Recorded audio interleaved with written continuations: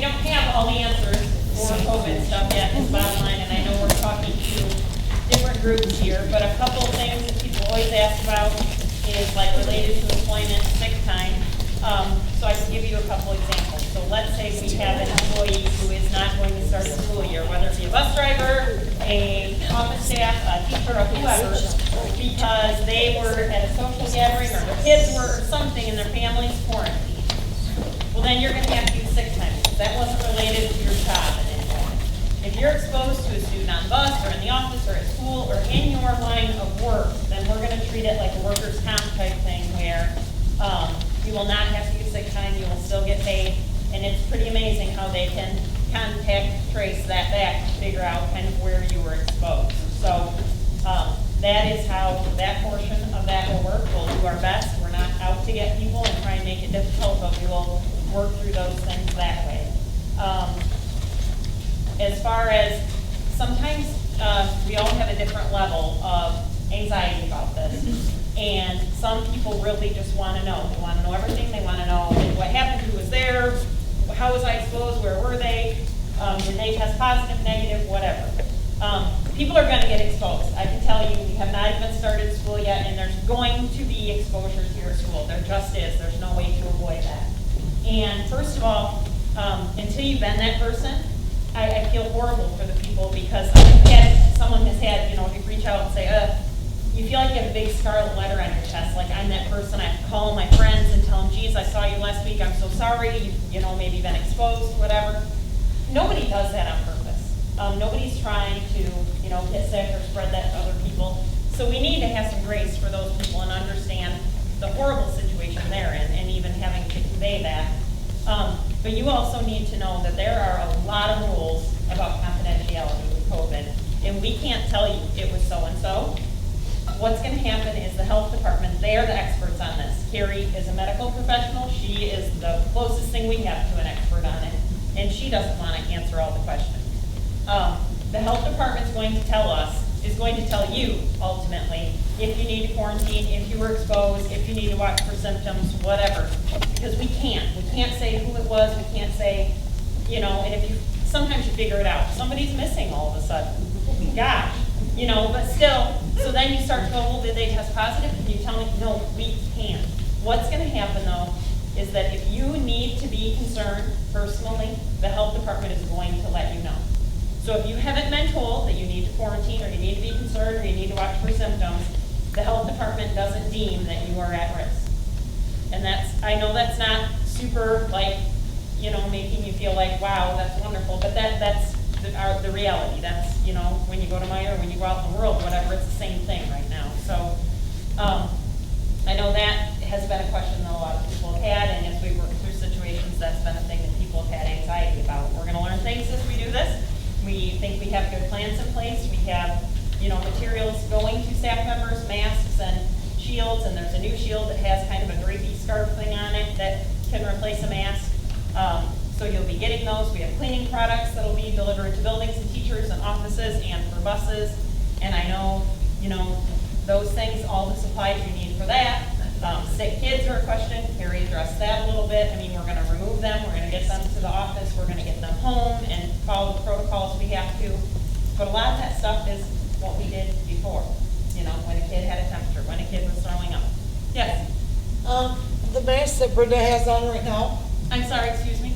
The mask that Brenda has on right now, is that appropriate for the bus? Right now, the only shield that we have been told is approved by the governor's office is one that we will provide that is kind of got like a headband thing and a shield that comes down, and then the bottom part of it is fabric, like around here. That is the only one we have been told is approved outside of a medical waiver. And you're providing it for us? Yes. Oh, awesome, thank you. Yes. Okay, my husband's at Grand Valley, and we just are starting, our Jenison is just starting the, you gotta key in every morning if you have a sore throat, blah, blah, blah.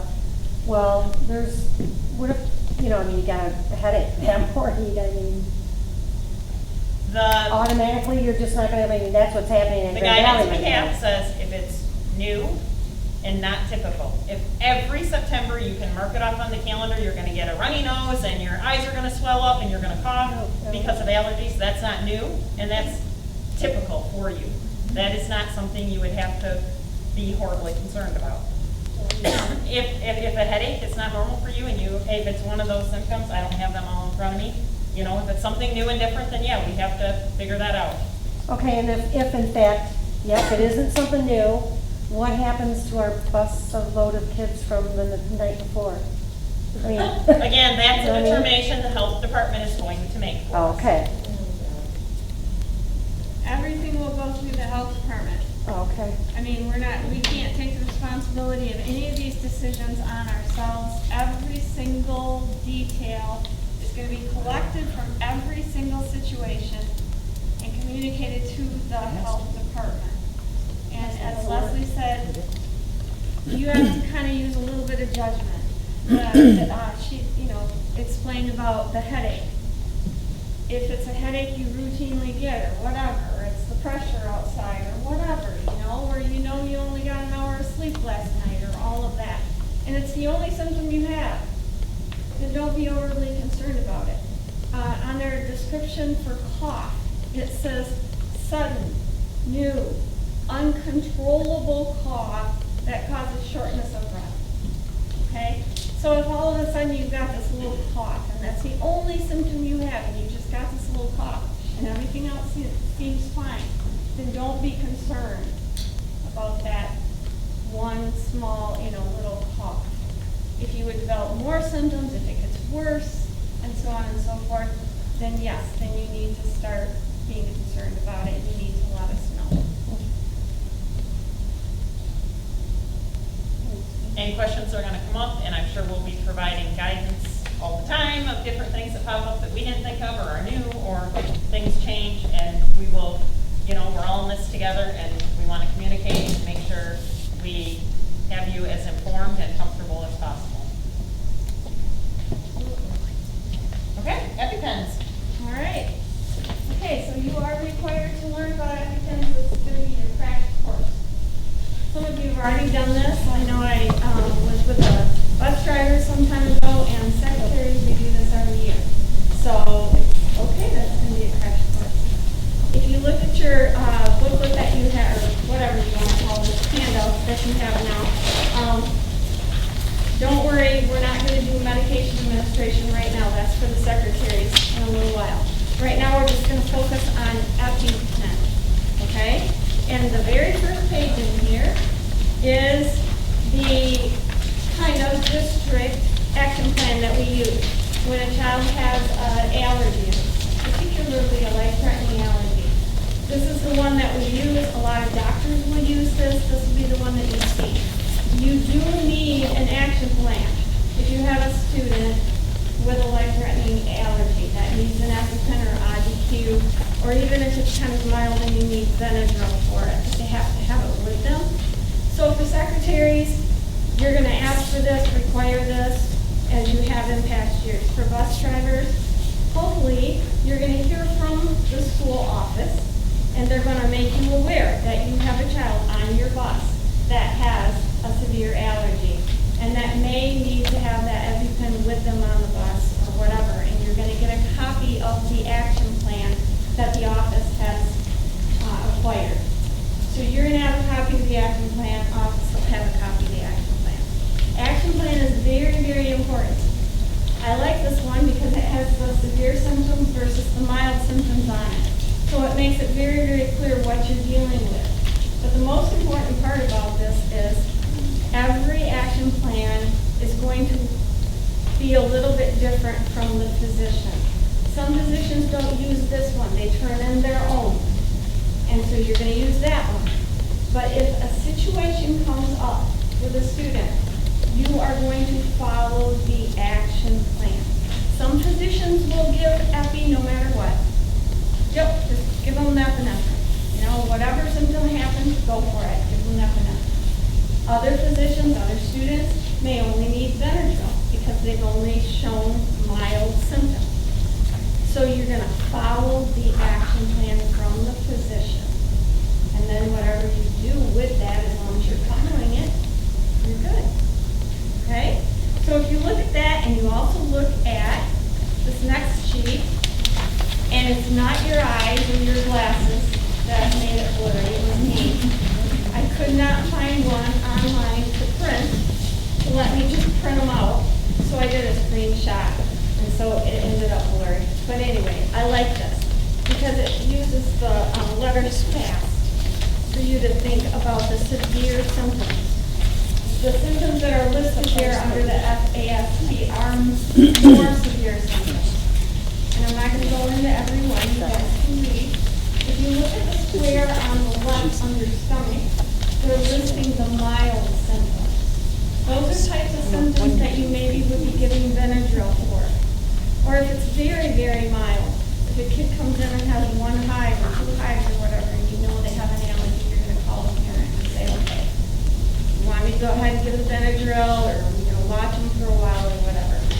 On the bus, you're not going to be aware of one little hive.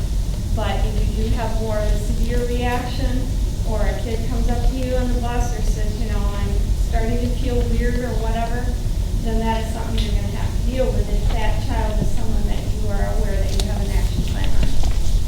If you look at the page after that, the top, it might be the back of the next page, I'm not sure how it's copied, but it says IDQ instructions on top. And then underneath that, it says ways a young child may express allergic symptoms. You need to be aware that according to the bus drivers, what ages you have on your bus, secretaries, what ages you're dealing with. Because a younger child is not going to come in and say, oh, my tongue is swollen. Or, my throat is tightening up or whatever. They're going to say things more like this, that they feel funny, something feels funny, their tongue feels funny, they're itchy or whatever. So you want to make sure you're aware of that and aware of who your kids are that have these issues. There are numerous EpiPens or ways to administer epinephrine. There's the IBQ, and then there's also the regular stick EpiPens. And there's many, many brands. I included on the back of this a picture of some of the brands that are available. But with every single one of them, there's a junior and an adult. Now, for those of you who are bus drivers, you're not going to have to worry about deciding on the strength, because if you have an EpiPen on your bus, it's going to be the EpiPen they need. It's going to be the one that was prescribed to you. Same thing for students who have them in the office. It's going to be their prescribed one. But if you have a student who does not, in the office, in the building, does not have an EpiPen, and starts to have an allergic reaction, then you've got in every building office, there are 2 adult EpiPens and there are 2 junior EpiPens. The junior EpiPen goes up to 66 pounds, give or take. It's not an exact science. That's around 8 years old. You all know you can have a 10-year-old who is this teeny, teeny, tiny little thing. And you can have a 7-year-old who is, looks like a lineman or whatever they're called. So just use your wisdom. You're not going to hurt them by doing the older one if it's borderline or whatever. It's okay. All right? So you would need to choose between the 2 if you're using your stock one and it's someone who does not have any history of having a life-threatening allergy and you're grabbing that one out of the office. The first thing you're going to do is think of the safety of the child. So right away, before you call 911, you're going to take care of the child. The child needs the Benadryl, get the Benadryl, or the EpiPen. You do not have to call 911 for Benadryl, obviously, but if you ever do administer the epinephrine, you do need to call 911. Now, hopefully you're not alone. Someone's around, or you can walkie-talkie or whatever, and they can be calling 911. But the first and primary important thing to do is to give the EpiPen to the student first and their health, and then call 911 to take care of them. Obviously, you're going to observe the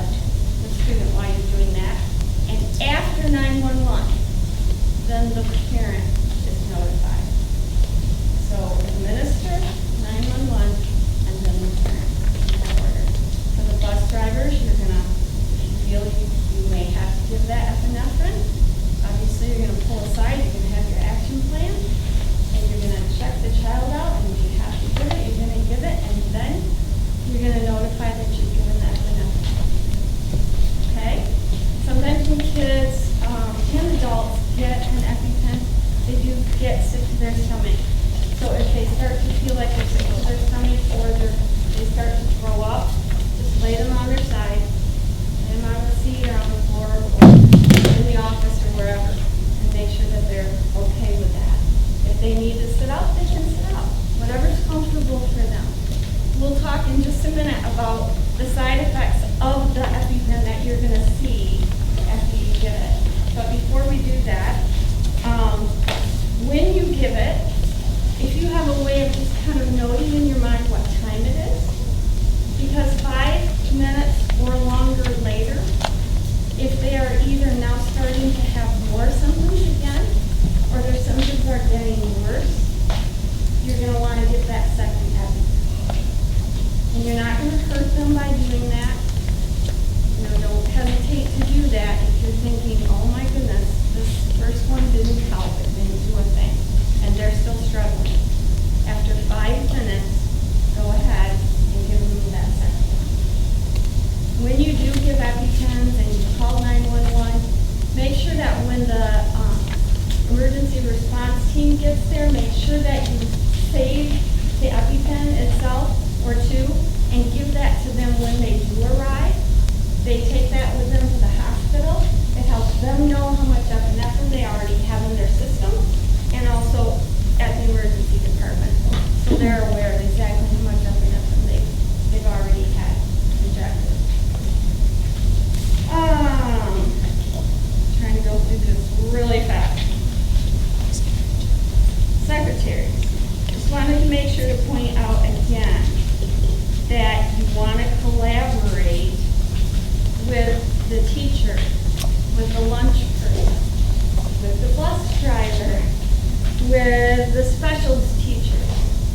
You want to make sure that everybody who has anything to do with this child in your building or on transportation is aware that they have these life-threatening allergies and that they have an EpiPen or may need Benadryl or whatever.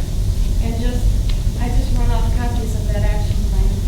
Put the medication permission form in there, and then make sure that that gets to everybody who needs to be aware. And then familiarize yourself with it. So if you know you have a student on your bus, make sure you look over their action plan so you know exactly what you're going to do. Look at their brand of EpiPen so you're familiar with that. There is a video online for every EpiPen. You just got to Google it, and you'll find an instructional video online for the brand that student has.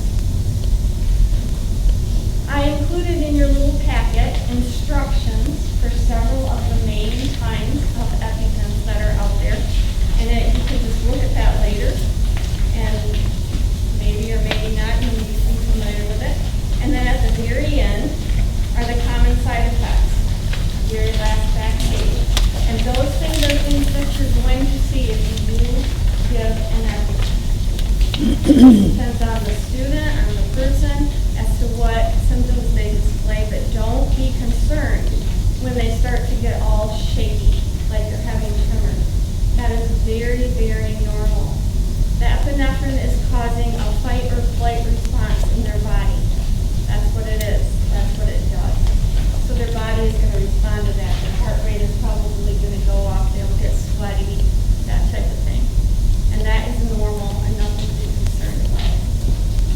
So now, does anybody mind telling me, just by raising your hand, those of you who have never become familiar with an EpiPen, never had a training, never had any of that?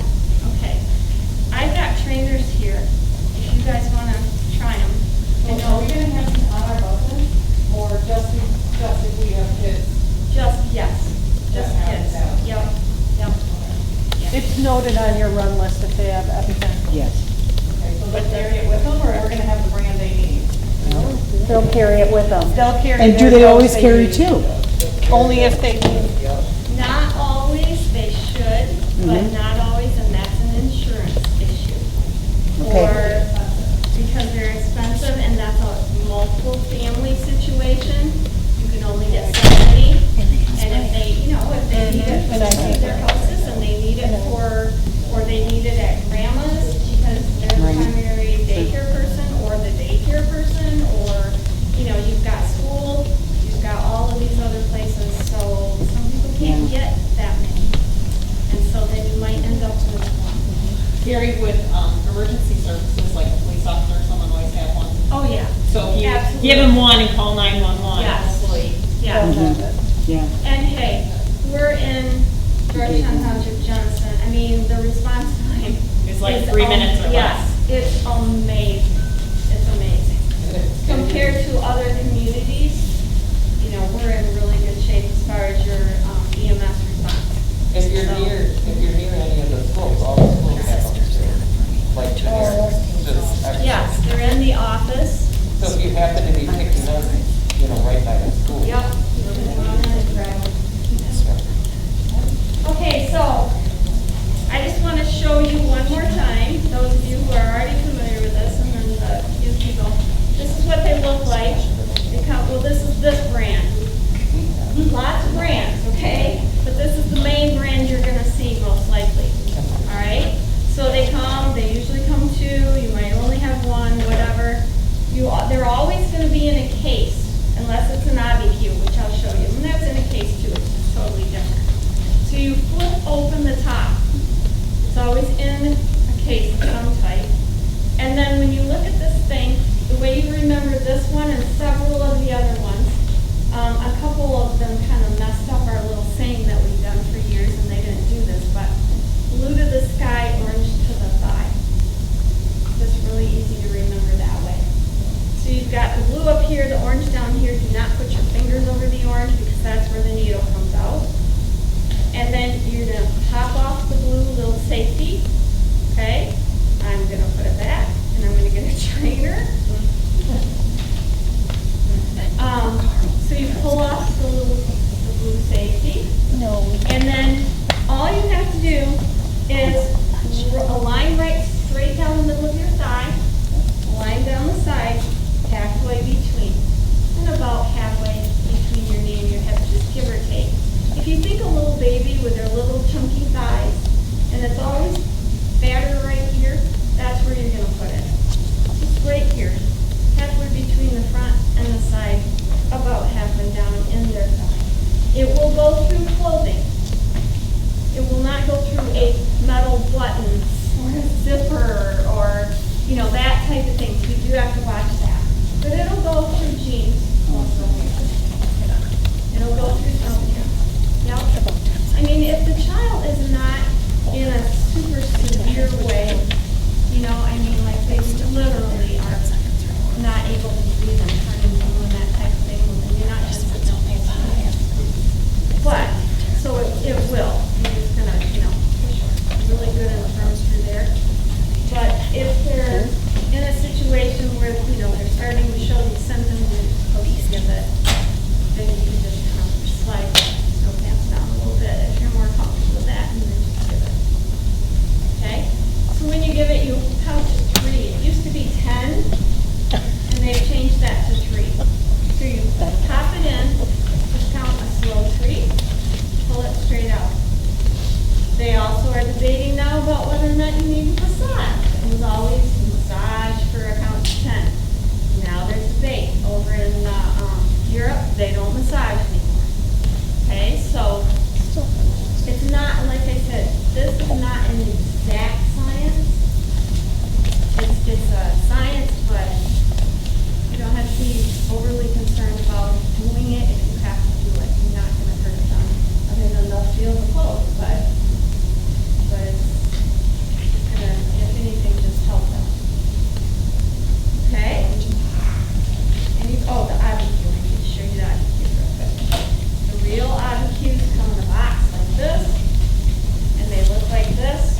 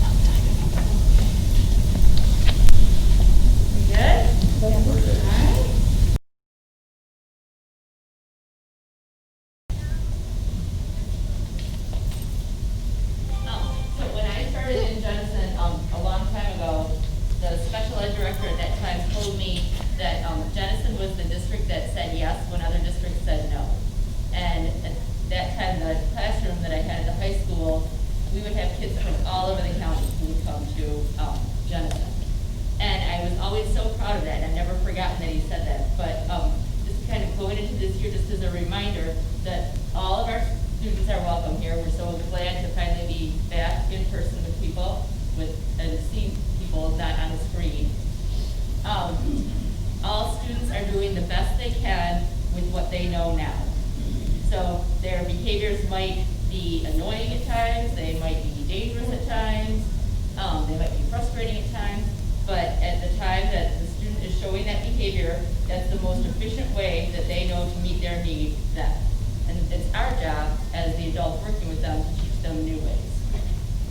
On the same note, all parents love their children the best they're able, and they're parenting them the best they can at that time. And there's a lot of factors that, we might look at something and say that's not how I would do it, but just keeping in mind that those parents are doing the best they can too.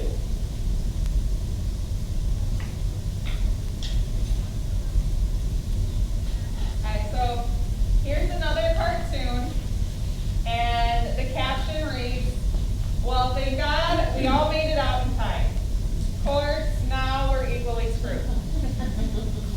What we're presenting today are great interventions and strategies to use with students. However, there are certain circumstances where a well-known strategy still leaves you with an unsolved problem. So in this case, we know if there's a fire, we escape the fire. However, the goldfish can no longer breathe. So they're still in a not so good situation. So the best of interventions will not be effective in all situations, but the overall concept is if you continue to use these strategies and interventions over time, you will make positive growth in the right direction for a child.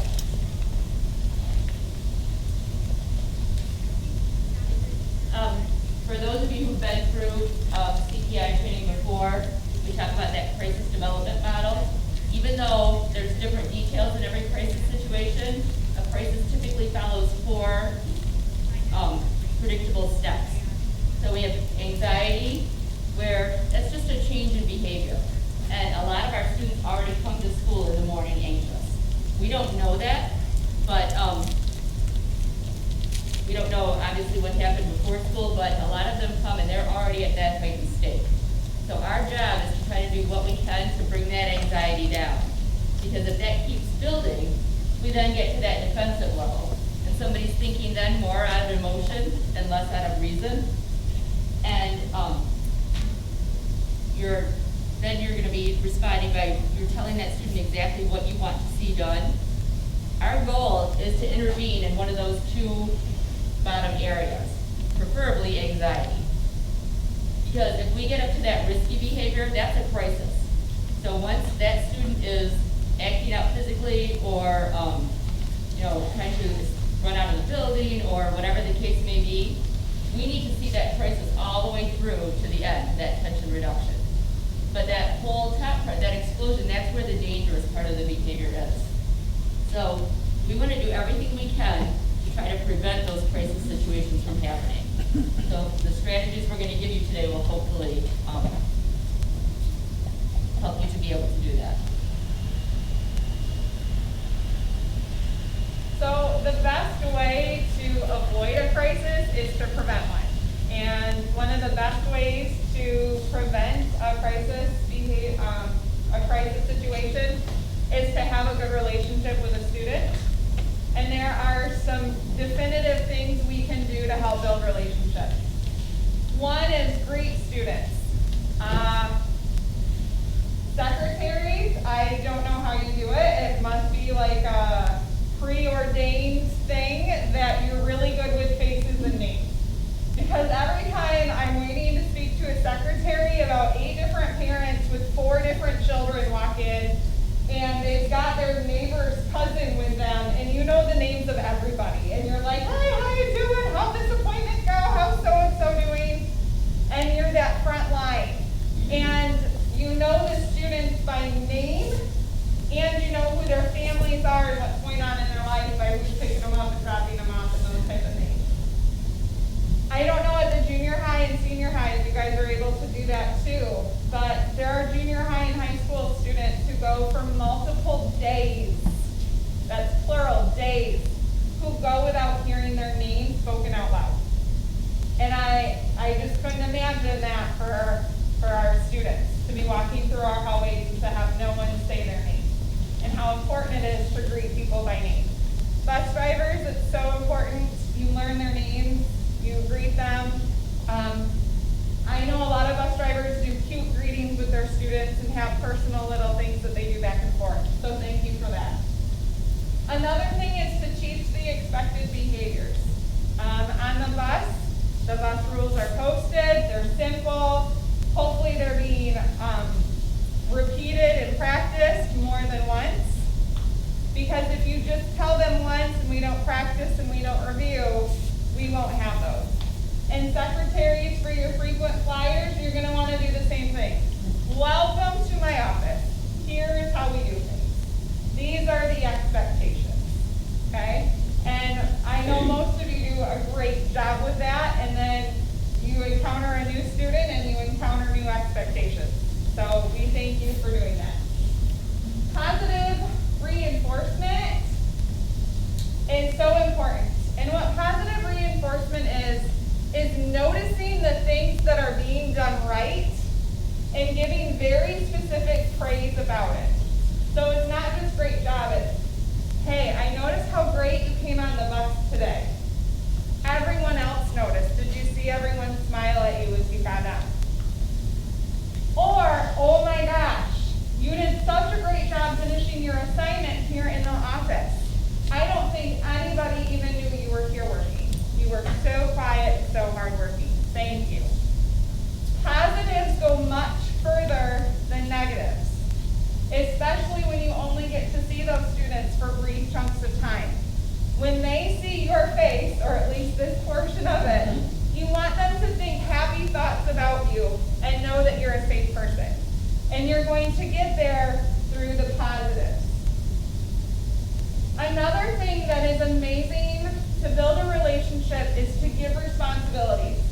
You're saying to that child, I trust you to do this very important thing for me. You can handle this responsibility, and I see that you can handle it. And it also keeps them busy so that they're not bored. And there's a handful of students that we never want to see bored. And what a great way to build a relationship. I need you to do this important thing for me. Without you, I'm not able to operate. I need you here every day. I need you as a part of my team. You belong here. You're needed here. Come help me with this. It's huge. And if it's fluff, kids see through it. So hopefully you can have something important. Even if that's dropping a few pieces of trash on the bus every day so that your little buddy has something to pick up and throw away for you. Or I know teachers who, man, we need a lot of reams of paper everywhere. And sometimes another student's job is to bring those reams of papers back. But as long as those two kids never know that they're bringing the paper back and forth, they have very important jobs to do. And then knowing what you can ignore and what you can't ignore. Bus drivers, you all have your hot topic buttons of something that will bug you versus another bus won't. So you decide those for yourself. What can I ignore and get to point A to point B safely versus what is not ignorable? And secretaries, same for you. A lot of behavior is to get attention. So if we give attention to the negative behavior, they're going to keep doing the negative. If we give attention to the positive behavior, they're more likely to do the negative, or the positive.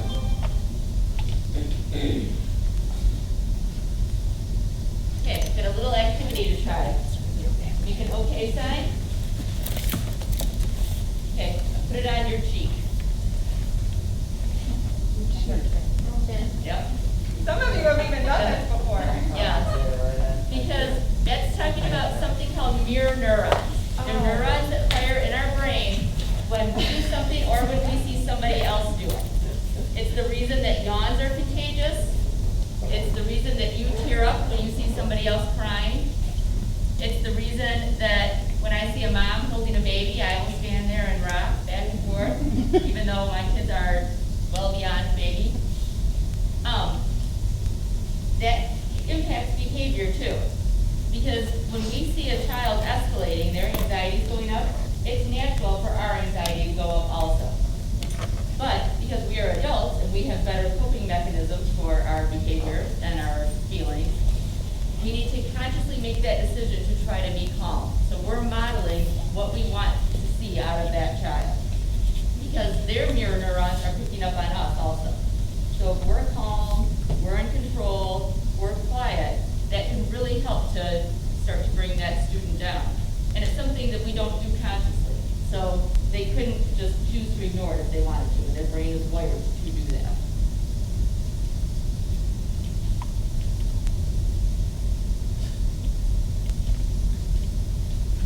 So unfortunately, a lot of the students who make your job difficult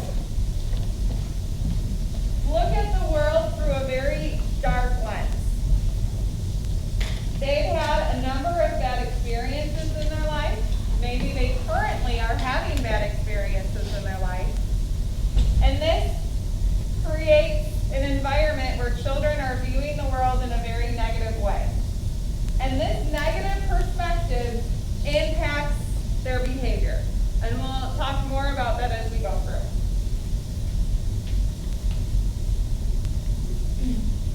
Want me to do this one?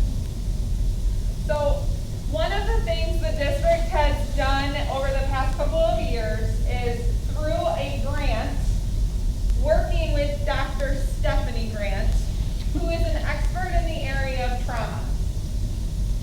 And trauma is defined in two ways: trauma with a capital T or big T trauma, and trauma with a lowercase t or lowercase trauma, little t.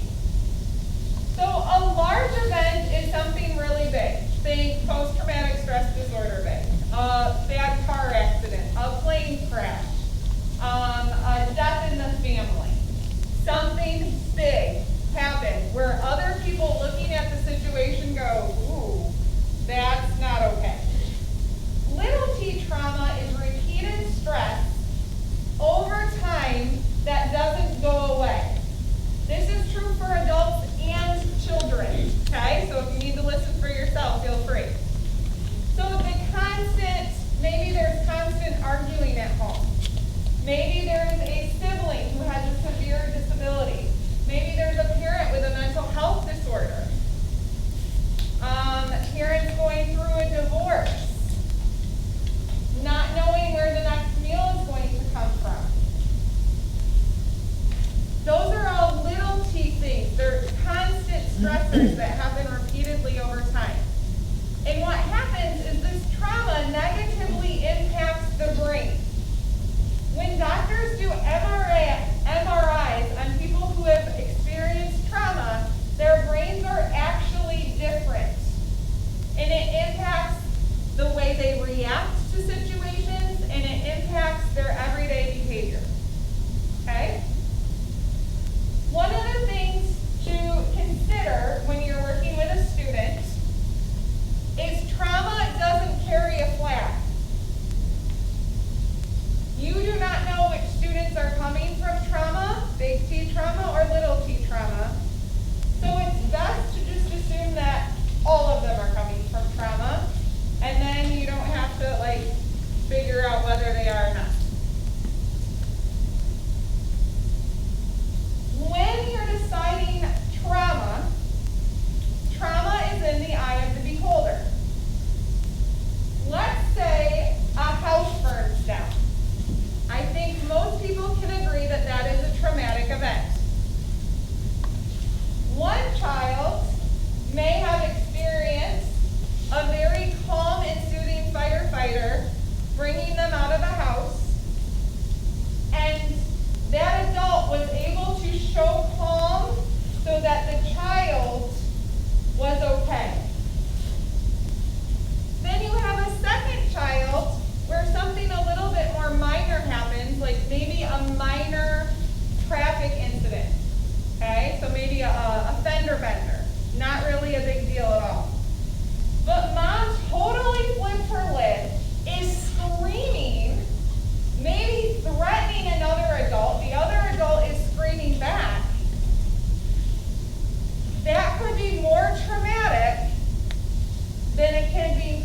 of a fire. The kid carried out of the fire by a calm firefighter might be traumatized or not traumatized. Trauma is in the eye of the beholder. So it all depends on how that person internalizes the event, and it is very unique. I think we've all seen someone experience the loss of a family member and completely fall apart. They're not able to regroup, it takes them several years. Versus another person loses a close family member and they're able to recoup faster. It's the same event, but the way we recover is different, and it's very individualized. However, we know that there are some things you can do to overcome trauma and to reestablish the brain the way it needs to be. One of the things is to learn to identify your emotions and to calm your body down when it's getting heightened or anxious. So if a student is heightened or anxious, we can employ strategies to calm them down, which will teach the brain that this is the way life can go on now. We don't have to expect trauma around the corner every time we turn around, that we can relax. So we work to rewire the brain. And another thing you can do is you can take care of yourself, or like students would have to take care of themselves, getting enough sleep, exercising, doing calming activities that help you or the student return to calm and normal. Trauma is a topic that we could probably spend 4 or 5 days on and not really leave being trauma experts. It's a huge topic. So that's just like the 4-minute version of, wow, trauma is really impacting our students. So then we start to think about why that matters. So we have these students who are coming to school with a history of negative experience, and we also have something called precipitating factors, which are things that are out of our control as school employees, but which impact that student's behavior. So if you start to think about some of the things that could happen with a child that we have no control over, but might influence their behavior on the bus or at school, well, I'd say the list is endless. Does anybody have any ideas of some things that could be? Factors that would impact the student? Parent yelling at them. Yeah, parent yelling at you before school. That's a great one. Somebody going to school with diabetes pregnant. Yep, hungry? Bus drivers especially. A lot of kids show up and eat at school. So they haven't eaten when you get them. And who knows if they had dinner the night before, you know? Fighting with another senior. Yes, bullying at the bus stop.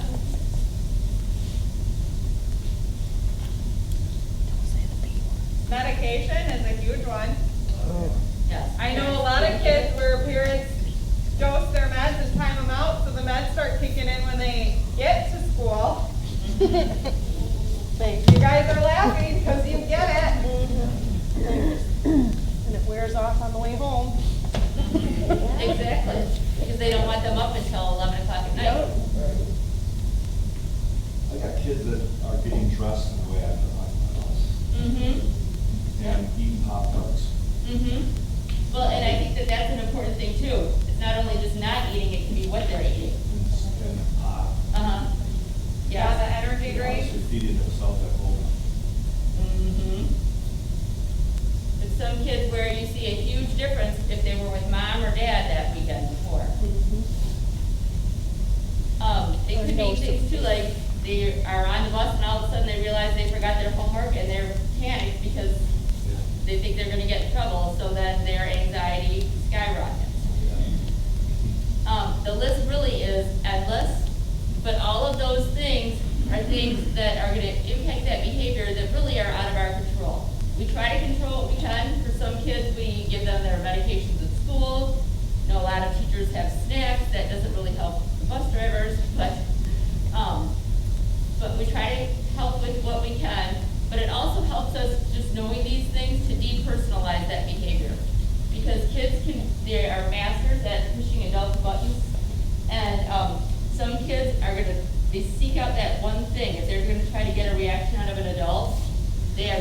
explaining it, and if you have a big reaction to it, they will keep going to it because it worked. So keeping in mind that a lot of our kids have these negative experiences and have these other factors going on, oftentimes that we don't even know about, can help to depersonalize that. Because even though it feels like it's about you, it usually isn't.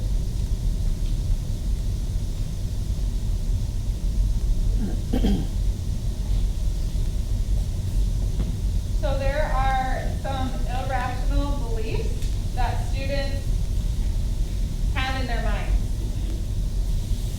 Some of them are adults don't like me. Is your interaction with someone different if you feel that they like you versus they don't like you? I know my interaction is much different when I approach someone that I have a good relationship with and I think they like me, like we're friends, versus someone where I'm like, I don't know that I trust you, we've had some uncomfortable situations here at work. I approach it very differently. And our students honestly believe it, and it's called irrational because they have no reason to think that. But it is embedded within them, adults don't like me. I'm stupid, I have no friends, I'm a bad kid. And they're not looking for the exception to those rules, they're looking for proof. So you might have had a bad morning and you're like, oh my gosh, where's my coffee? Like looking around, scrambling on your desk for something. They're perceiving that that adult doesn't like me and they're making weird faces because they don't like me. And that's inside their head. We don't even know these things. And it's really hard to upturn those beliefs and to switch them out because most of their life experience is telling them that their belief is true. So this is something that we're up against, and knowing that can help us as we approach interactions with students. This student might have an irrational belief that adults don't like them. It's not my fault. This child does it with all adults. So my job is going to teach them this irrational belief isn't true, because I'm an adult that does like you. Just like kids have some of these beliefs, we as adults have them too. So some of these are like, students should know how to behave. Or students should listen to me and respect me because I'm the adult. We might not be thinking that, but some of those beliefs and are, they're almost at an unconscious level, but they color how you see situations. And some of our kids do come to school knowing these are the expected behaviors. This is how I'm supposed to respond to an adult. Other kids haven't been taught that. And so then we need to teach them some of those behaviors. But when we're in a situation with these students and we start to think about it this way, it can color our perception of that student almost to make it seem like the student is doing something on purpose, or they're making a choice to do this to get at me, where it can make a situation seem much more negative and intentional than it truly is.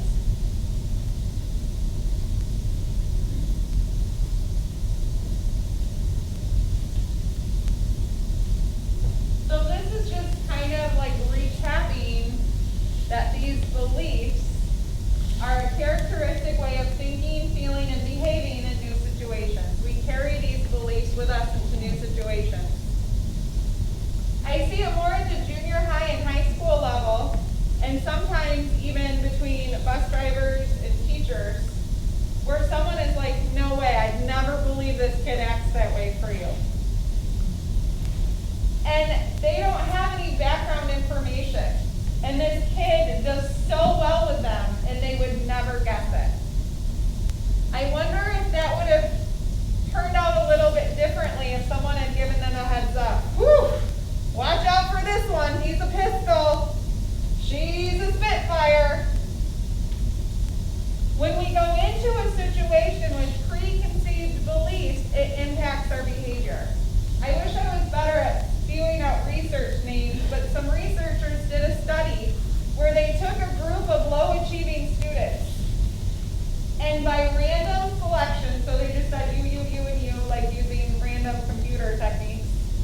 and told the teachers, these are your gifted, accelerated students.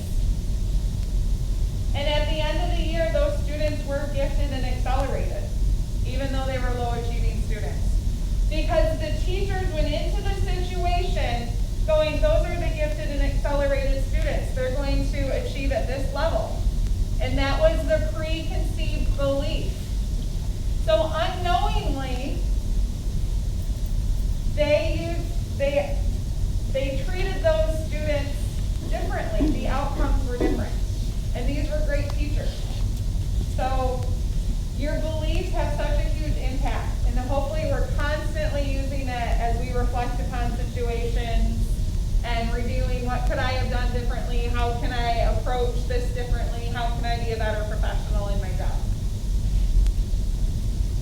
So that impacts this next slide. This is called the conflict cycle. So at the top, we have that student self-concept and beliefs. So if this student thinks, I'm a bad kid and adults don't like me, then they get on the bus and the stressful event is the bus driver reminds you you have to wear a mask on the bus. Student doesn't want to, so that's their feelings. Their observable behavior is they tell you what you can do with the mask in a very loud, flowery way. So you didn't really do anything stressful to them. You asked them to do something. You gave a direction. But that belief that I'm the bad kid and this adult doesn't like me provokes that response. So then we get to number 4, where there's the adult and peer reactions. That's the part where we have the control over that. Because if I'm the bus driver in that situation, my reaction can either reinforce that, yeah, you're the bad kid, and you know what, I really don't like you. Or it can start to chip away at that by how I respond. So these students, like Yvette would say, they've had years, some of them, of practicing these beliefs, and they're good at provoking adults, and they'll keep provoking to try to prove that. Again, it's not a conscious thing, but it's like, I know you don't like me, so I'm going to keep poking at you until you show me that I'm right. And that's where we have that control, is with our reaction to those kids to show them, no, I really do like you, and I'm going to work with you through this. So how do we break this cycle? Well, we're continuing to go over a lot of strategies, building relationships. We can monitor our own behavior. So this is a picture of a thermostat, and you program the thermostat, right? You say what temperature it's going to be. How many of you are setting your thermostat at 90 right now? Be a thermostat, not a thermometer. So use your mirror neurons to your advantage. Oh my goodness, you guys, I'm so excited to see you today. How are you? I've missed you so much. It's such a different greeting than, hey, go take a seat. Your assigned seat's over there. It's just a different feel. You get to be the thermostat. You guys really, like, you all have your own equipment. It's your office. It's your bus. You set the tone. You have control of that. That's one thing you can control. And the beauty of this is you will likely be a happier person and enjoy your job more if you're really happy and excited about it. Because after you do it for a while, that will influence your beliefs. And you will be really excited to see those people. Because what we think and what we say turn into our actions, and our actions dictate how we feel about life. So it's a win-win no matter what. You're firing their mirror neurons, happy, excited, and you're adding a habit of happy and excited in your own life. It's a win-win. So there's 2 real keys to managing behavior. The first one is reciprocal respect, and the second one is consistency. So when we have the expectations for our kids, those expectations need to stay the same every day for every student. So if it's the rule on Monday,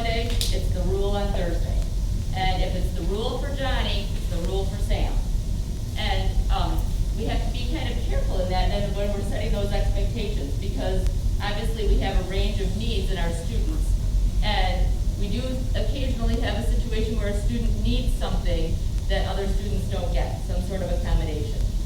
But then we can use that opportunity also to teach kids that sometimes somebody has a special need. Like last year, a lot of you saw me walking around in 2 lovely leg braces. I needed some accommodations. Yvette did not have those leg bracelets and didn't need those. So there's times that we have to do some special things, but then in those situations, we can teach kids about empathy and understanding of when somebody else has some sort of special need. But in general, the rules have to be consistent. They need to stay the same because otherwise kids don't know what to expect from them.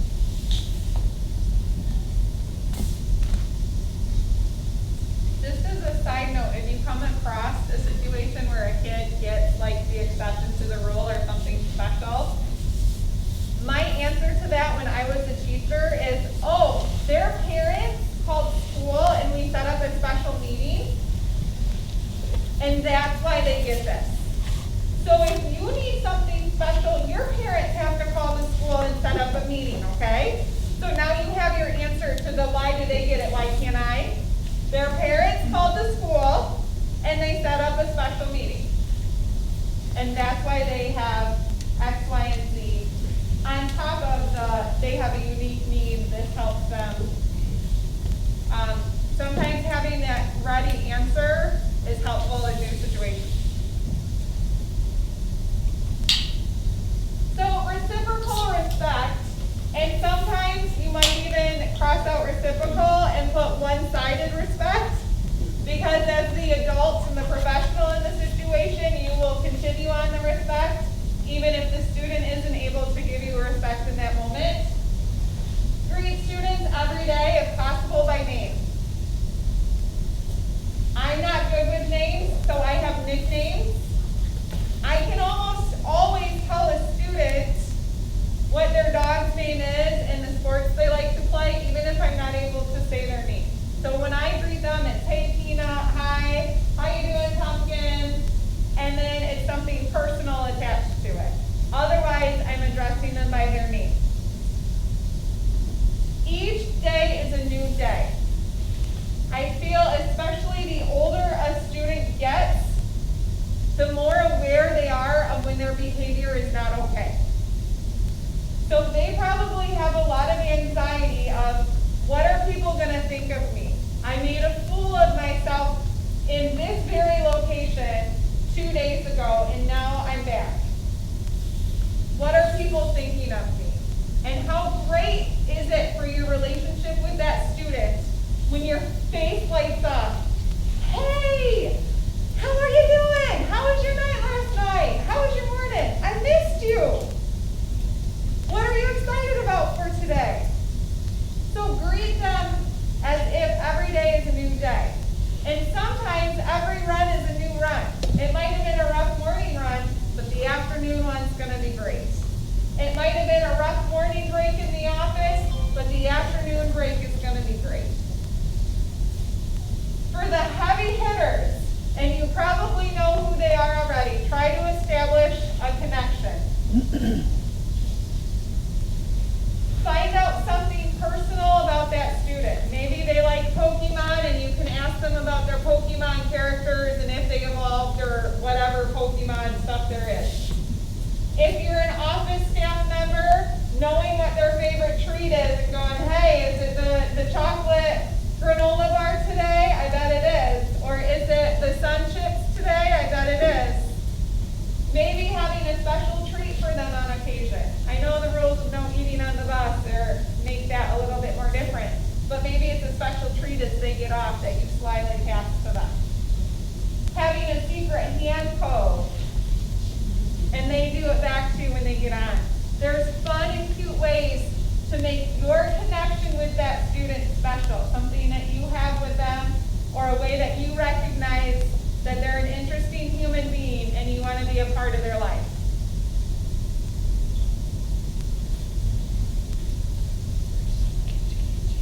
Okay, like we said before,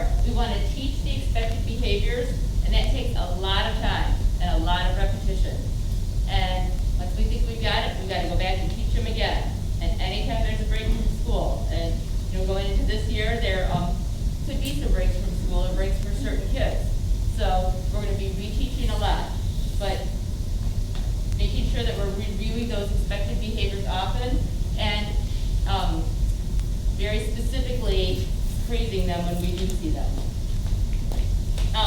Posting reminders of expectations, if possible visually. I know some buses have visuals on them, and we have visuals in many of the offices. And being present.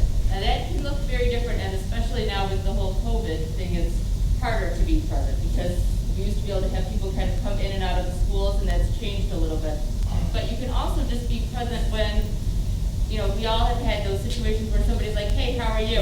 And they keep walking, and you know, they weren't really asking. And that's something really in our culture where we oftentimes will ask somebody a question and you're not looking for an answer. But we can be present intentionally in those conversations with kids by really listening and getting to know them, or picking out something if they've got a Red Wings thing on their shirt, just making sure that that interaction is genuine. And then the last one, be careful how you talk with and about students. And that's a tricky one because we don't have a whole lot of time in the day to be able to communicate with each other. But I know if I did something that someone didn't like, and then they went and were telling the vet about it right in front of me, I would not like that. That wouldn't make me feel good or feel valued.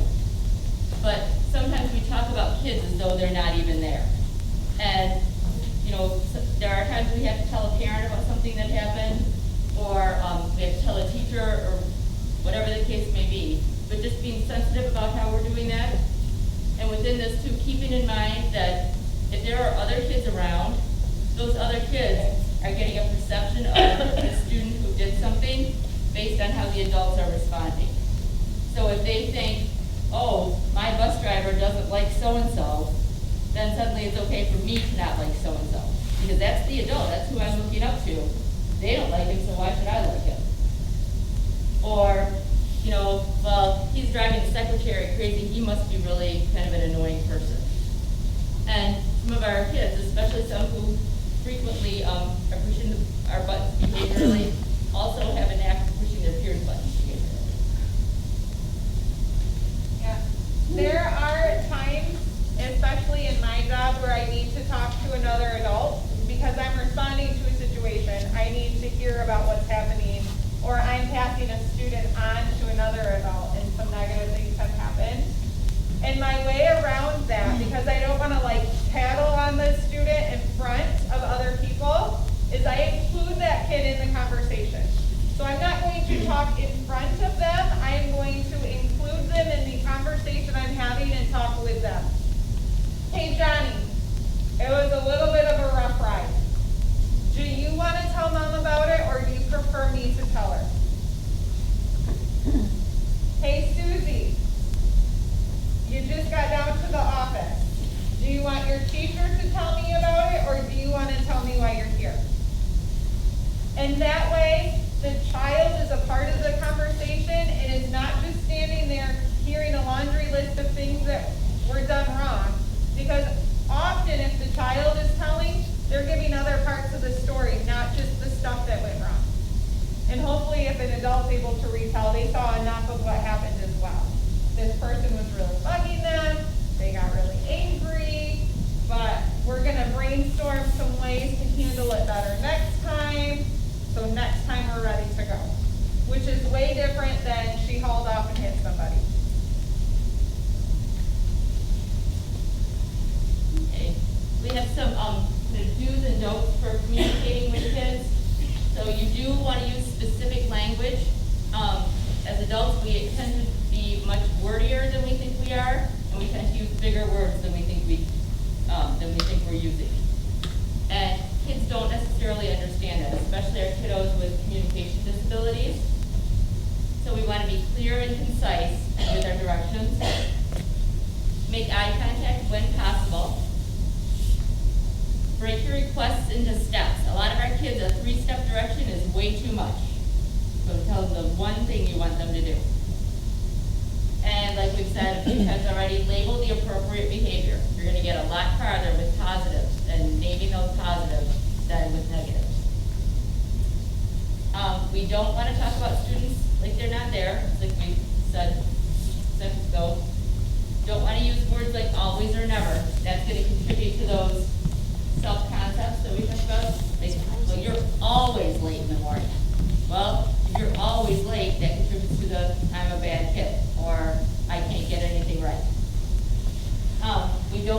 negotiate, I told the last group, I heard a speaker, years ago, and he had these 10 rules, and his number one rule was, we don't negotiate with terrorists, and all kids are terrorists until proven otherwise. And so, it's not a negotiation, we're gonna give a reasonable expectation, but we're not bartering back and forth.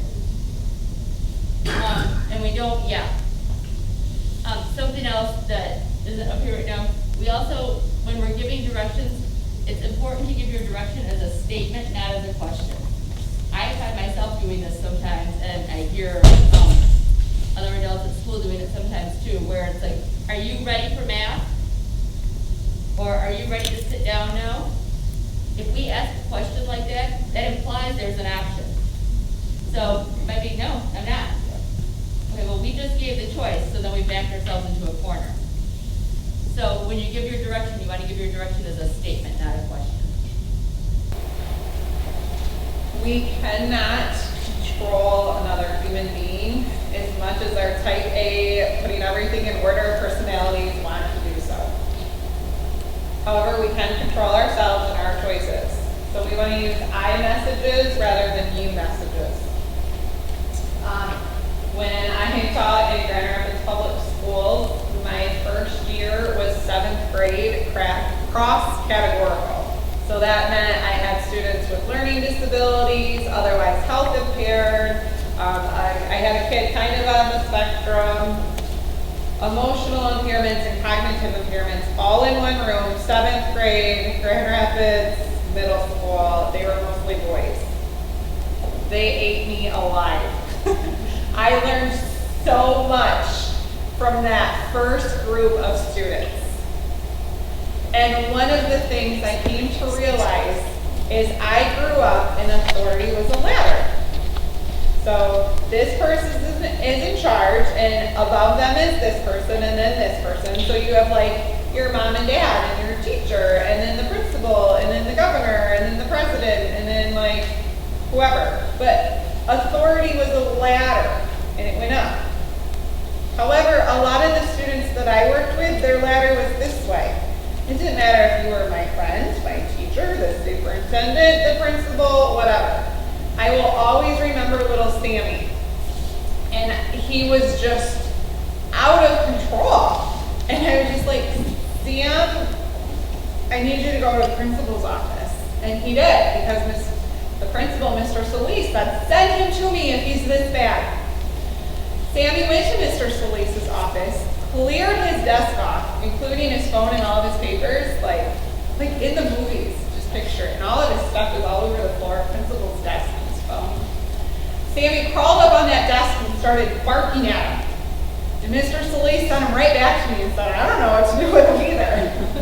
Okay, great. So sending a kid to the principal doesn't work. It wasn't an authority to Sammy. I needed to build the relationship and teach him why that behavior was important, and to teach him that those behaviors would help him in the end. Oh, I still have great memories of little Sammy. I love that kid. He taught me so much. But it didn't matter if it was the principal or the teacher or the paraprofessional or the volunteer. So I had to use iMessages of what I can do. I need this from you right now. We can either do it now or we can do it later. But definitely not to do the power struggle. You need to do this. I need you to do this. It's kind of the same thing. But I will grade your paper when it's all the way completed and put it in the grade book. I will help you when you raise your hand and say my name in a respectful way. I will be glad to help you and your friends get some free time together when your work is all done. So those are better examples of iMessages. So like Yvette was saying, avoiding power struggles, keeping in mind that our kids aren't going to necessarily just want to do something because we say to do it. And then you can get into that circular part of you're giving the direction, they're refusing, and it will just escalate from there. And if we get into a power struggle with a kid, no one is going to win that. Because you're not going to, it really isn't even about winning, it's about getting the expectation followed through. But there's some things we can do, so we're gonna talk in just a second about setting some limits and ways to do that. You could give your direction and turn and walk away, because they can't argue with you if you're not there. We use a lot of visuals. We'll use strategies like first then, but we'll have some, we can talk about that in a little more in just a second. Next one. When you set a limit, so that's kind of giving a direction, like these are the parameters of your behavior right now. They need to be simple and clear. It should not be, well, if you do every other math problem in blue ink within 45.5 minutes, then we can do this after we do that before we do this. It's too complicated. Limits have to be very simple and clear for our students. They also have to be reasonable. Very often, and I feel like staff are getting better about it, like, if you don't do your work, then you're not going out to recess. So the student doesn't do their work. Okay, well now I'm taking away all of your recesses tomorrow. Well, that doesn't work. And okay, then I'm gonna take away all of your recesses for a week, and that doesn't work. Well, now you're gonna have, like, if you set a limit, you're giving two choices, both of which are okay with you. And if the child picks the not good choice, then that's their choice and they accept that consequence. We don't keep moving the consequence to try and make the student do what we're asking in that moment. So when you set a limit, it's simple and clear, it's reasonable, and then also enforceable. Some students, we can say, if you choose not to do that here, you will do it at home tonight, and that works. Other students do not have families that are able to support school in that way. So saying you can either do it now or you can do it at home is not an enforceable limit. You need to stay here until you finish that. Okay, who's staying until 4:30, 5 o'clock tonight if the student digs their heels in? Because I don't want to be it. I have to go pick my kids up from daycare.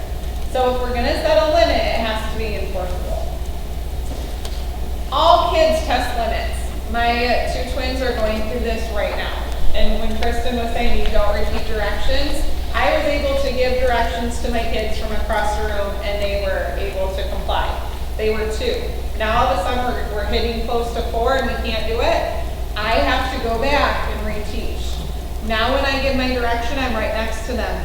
They know I'm going to help you follow this direction. If I ask you to pick up, we're going to pick up. I can't ask them to pick up while I'm doing the dishes because I can't enforce the directive at that moment.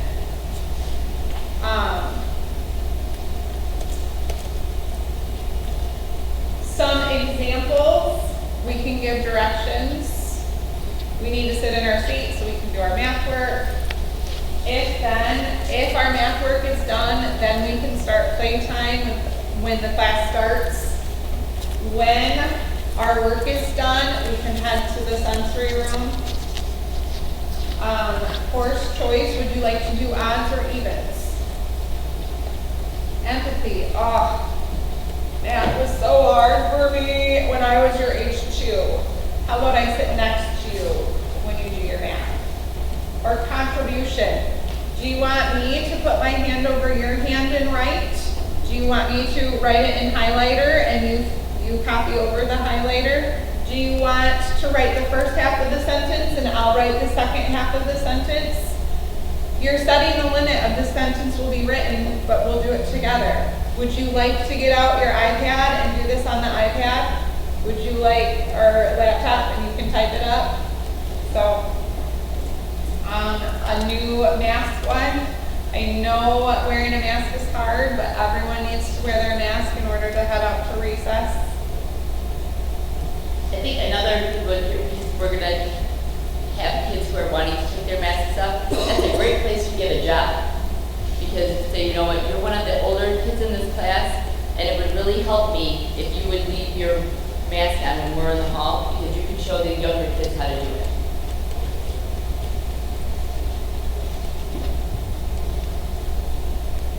Okay,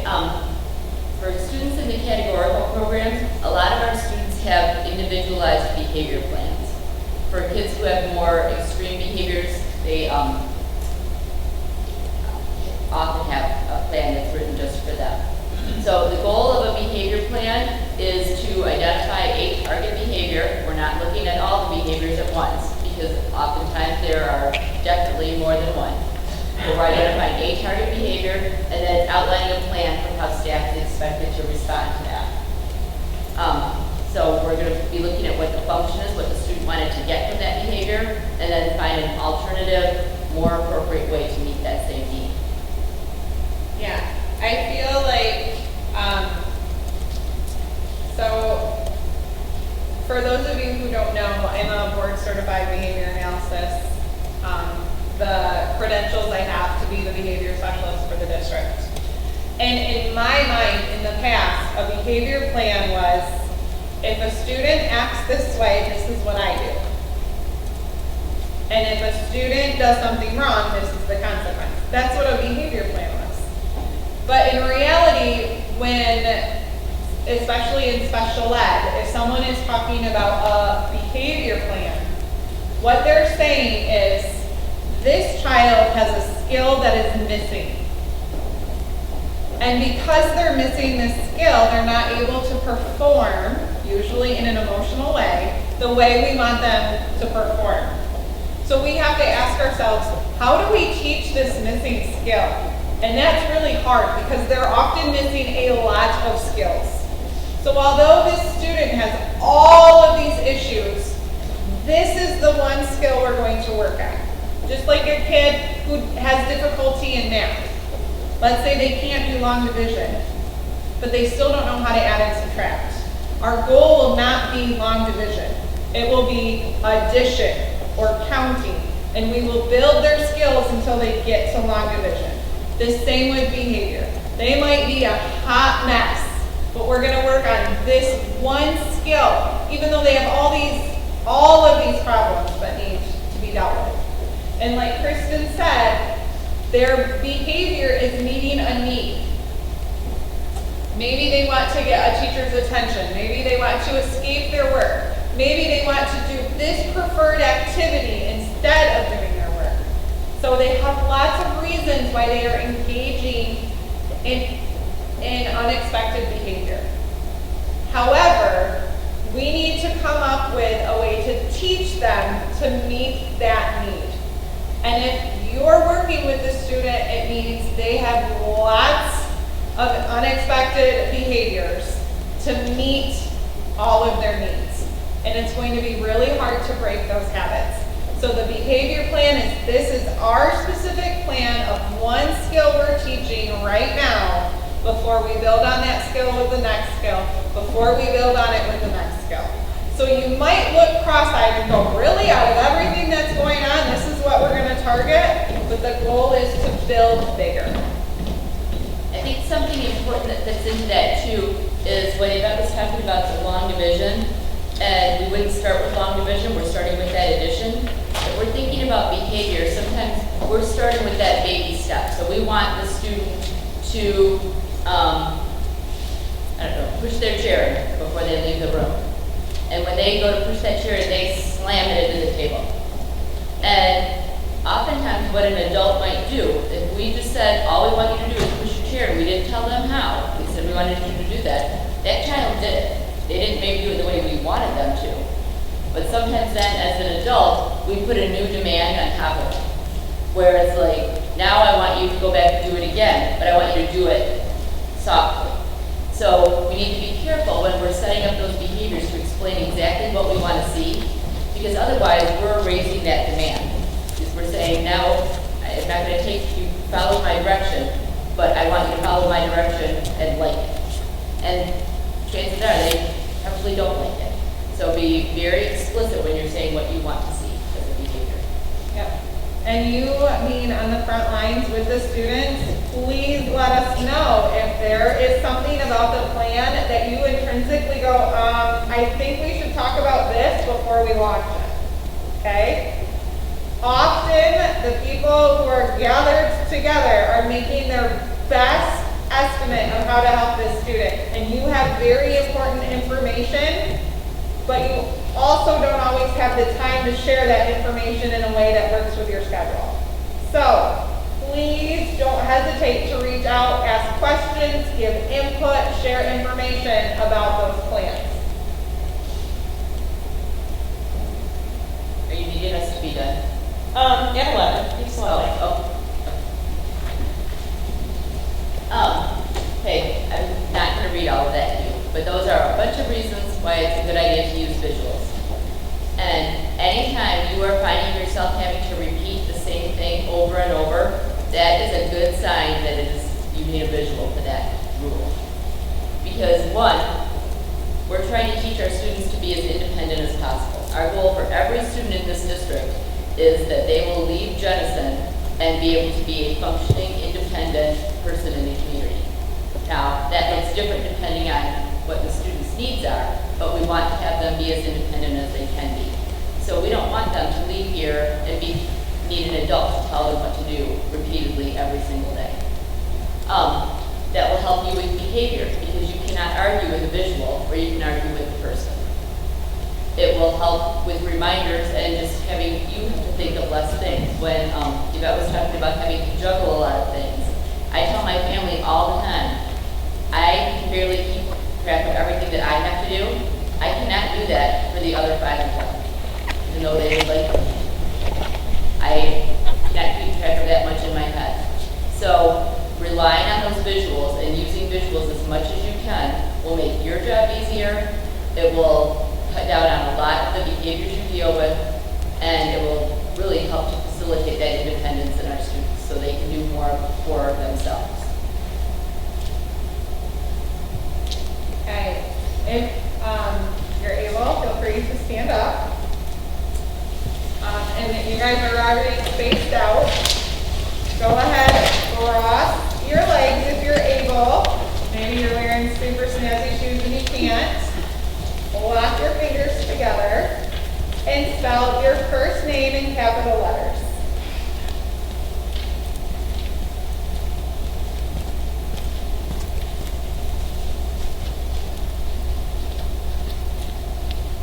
Now go ahead, cross the other way, and write your last name in lowercase letters.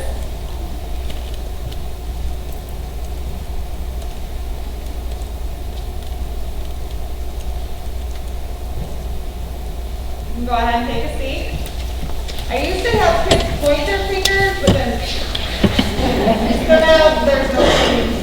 At least with the kids I work with. How many of you were able to think about what groceries you needed to buy, what needed to be cleaned, whether or not your outfit's ready for the first day of school while you were spelling your name in capital letters with your legs? It's a good brain break. You're breaking the thoughts, you're giving kids or yourself just a minute to calm down. Not something you typically do every day, and for some kids, they need practice spelling their names. So hey, it's great. Maybe you have to help them spell their names, and it's some good learning. Wait time. Oh, this is so hard, especially when we are in a get-moving society. We only have 5 minutes to finish our math, and you're writing so slow. Where is your pencil? What is going on? Hey, I need this piece of information from you. The amount of wait time that a student needs varies. Even from day to day, the amount of time that a student needs is going to vary. If you are stressed out, you do not have access to your language like you should. How many of you have ever heard, wait 24 hours before sending that email? You don't have access to your language and your thinking the way you do in the moment than you do when you're calmer.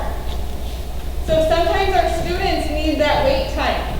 They're not being disrespectful, they're not being disobedient in this moment, but we have our own beliefs about what people are implying when they don't answer us right away. They don't respect me. They're not paying attention. My son, sometimes 30 seconds after I ask him something, will give me the answer. And I was like, where did that just, oh, he's answering my question finally. It's like, where did this come from?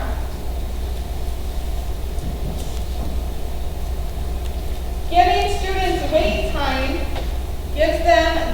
time to process information. They do not have access to language in their brain. The information has to go in. Maybe you have to visualize it, your words going in their brain, spinning around in there, then they gotta spin the other way to come back out. And the amount of wait time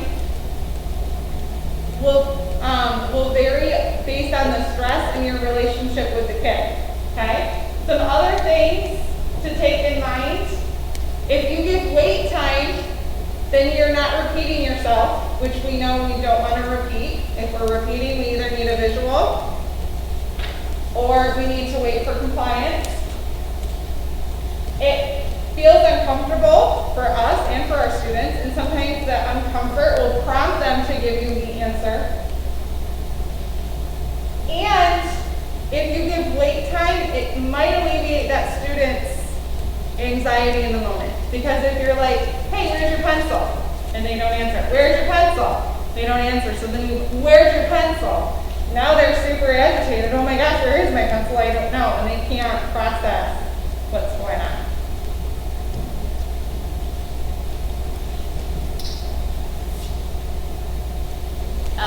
We have some pitfalls we run into sometimes. I'll hear people say, oh, he doesn't need his schedule anymore. He knows his schedule. We don't need to have the visual schedule up. Or we don't need to use that visual, it doesn't work. But keep in mind that as anxiety increases, our ability to comprehend verbal language decreases. But think about the last time you were at the airport waiting for a flight and your flight got delayed. Don't you find yourself checking those departure boards a lot more often as soon as you know you're delayed? Because you want that reassurance. When am I going? When am I leaving? Because your anxiety has just gone up.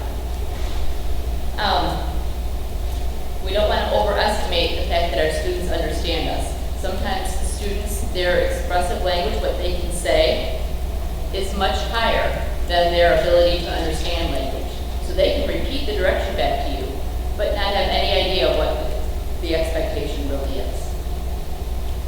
As Yvette said, repeating questions, that's getting in there and we're interrupting their processing time. So we're making them have to start over again each time we're repeating and interrupting them. And then finally, when anxiety and behavior are increasing, as we said before, that ability to understand that verbal input is decreasing. That's like throwing gas on a fire. So we want to cut down on our amount of verbal communication and switch as much as possible to visuals. Yep. This is very hard. Your natural inclination is to talk.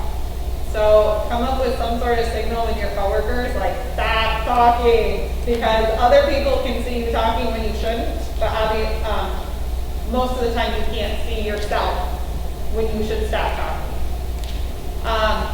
One of the pieces of information that Dr. Grant shared with me that has stuck with me is under duress or stress or anxiety, a person's IQ can drop up to 15 points. For some of the kids we work with, that puts them into a cognitively impaired status. So you wouldn't use complicated words with someone who has a cognitive impairment. You would keep it short and simple and very clear, okay?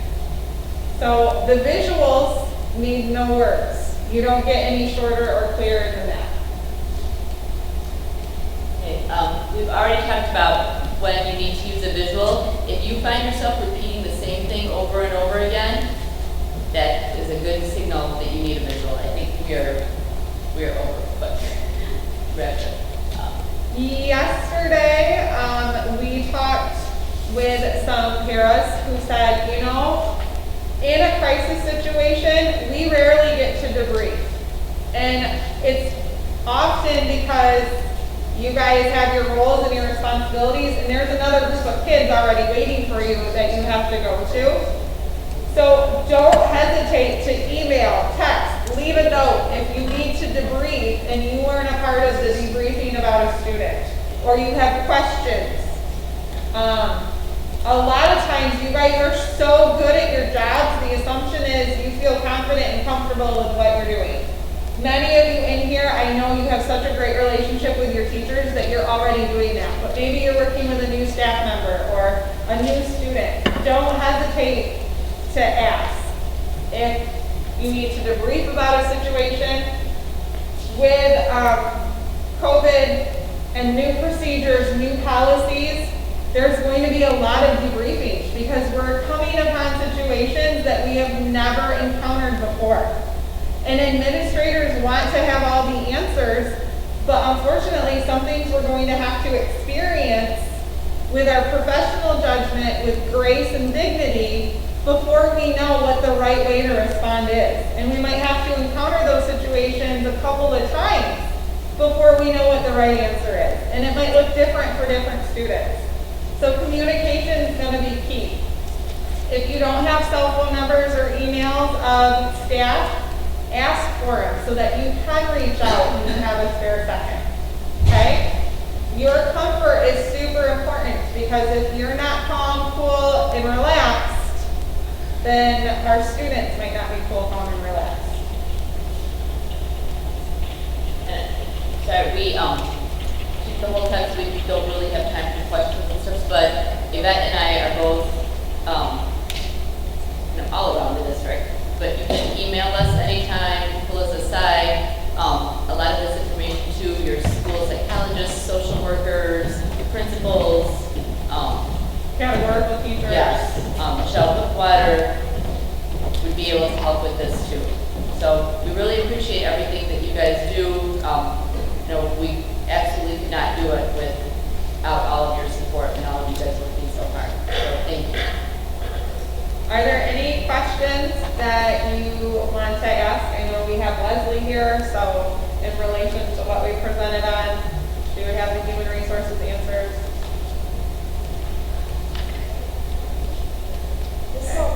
This little slideshow, do you guys have a paper copy just so that we can go back and look at it for later?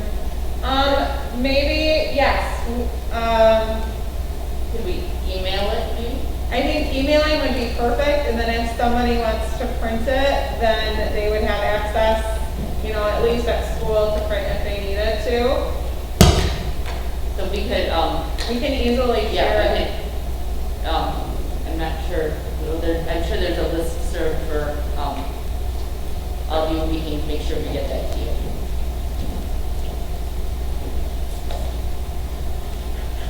Okay, thank you.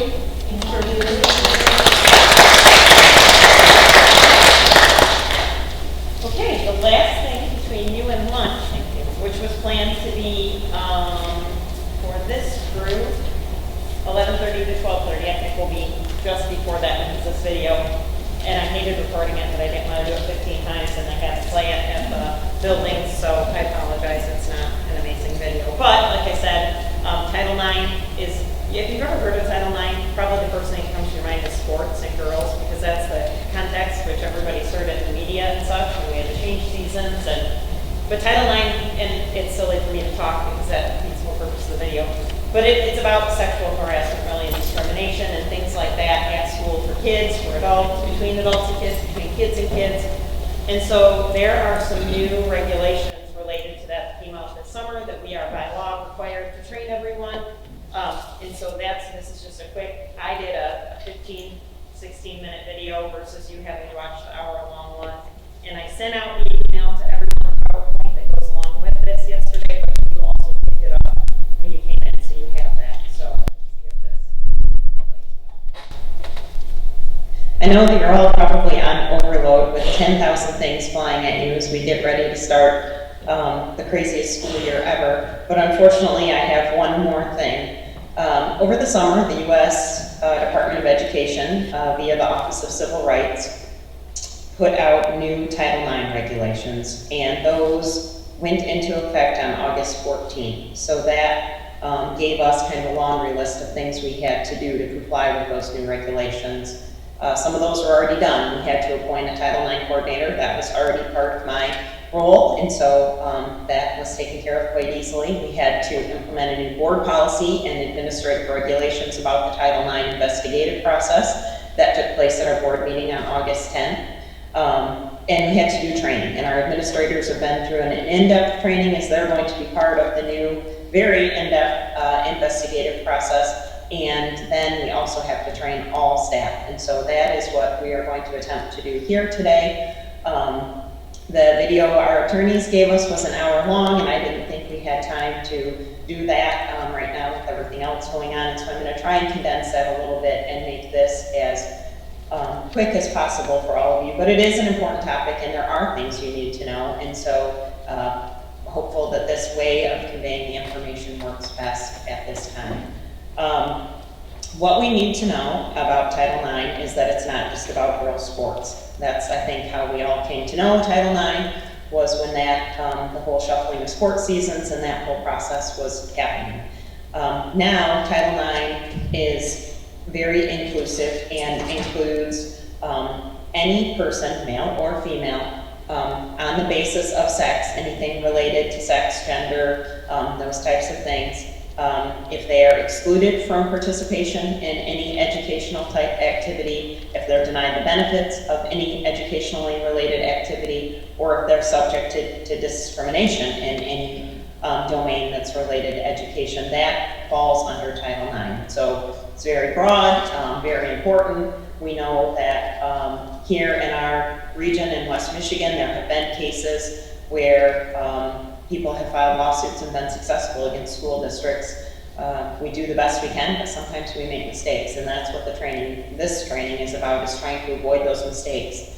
The biggest thing for you to know as an individual right now is that Title IX has now moved into a category that's very similar to mandated reporter. I think everybody is well aware, we get an annual reminder that you're a mandated reporter, legally bound, personally liable to report any suspected abuse or neglect of a student.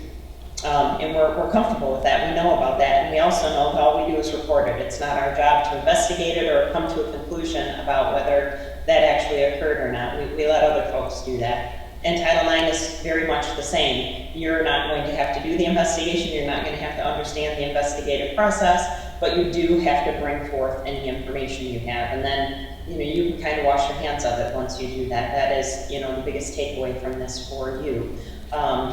Don't think, gosh, I'm not sure if that was important. I don't know if this really matters. Because again, this is now something that you're personally liable for. It's at the same level as mandated reporting.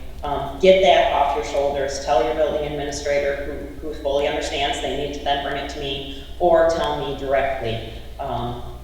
Because it's much better to err on the side of caution and get that taken care of than you to have some information that you're not really sure about, and then a year later an entire story comes tumbling forward of abuse, whatever that is, over the course of a year, and you knew about it a year ago and didn't act. Not only is that personally not going to feel real good, but it could put you at risk of personal liability for not having reported that when you had knowledge. So again, that is one of the biggest things to try and get out of today, is just for you to understand you have that personal mandate that you must report anything related to Title IX that you're aware of. That encompasses anything that has to do with academics, educational opportunities, extracurriculars, athletics, any program related to our school. If there is some type of discrimination, or students being denied a benefit or can't fully participate, you are made aware of that, you need to report that. So some of the things that came about with this new regulation, like I mentioned, the things that the school district had to do, we had to appoint a Title IX coordinator, and that had to be in my actual title, so on a business card, on my email signature, we had to add that. We had to publish and get approved by our board, new district policies, we've done that.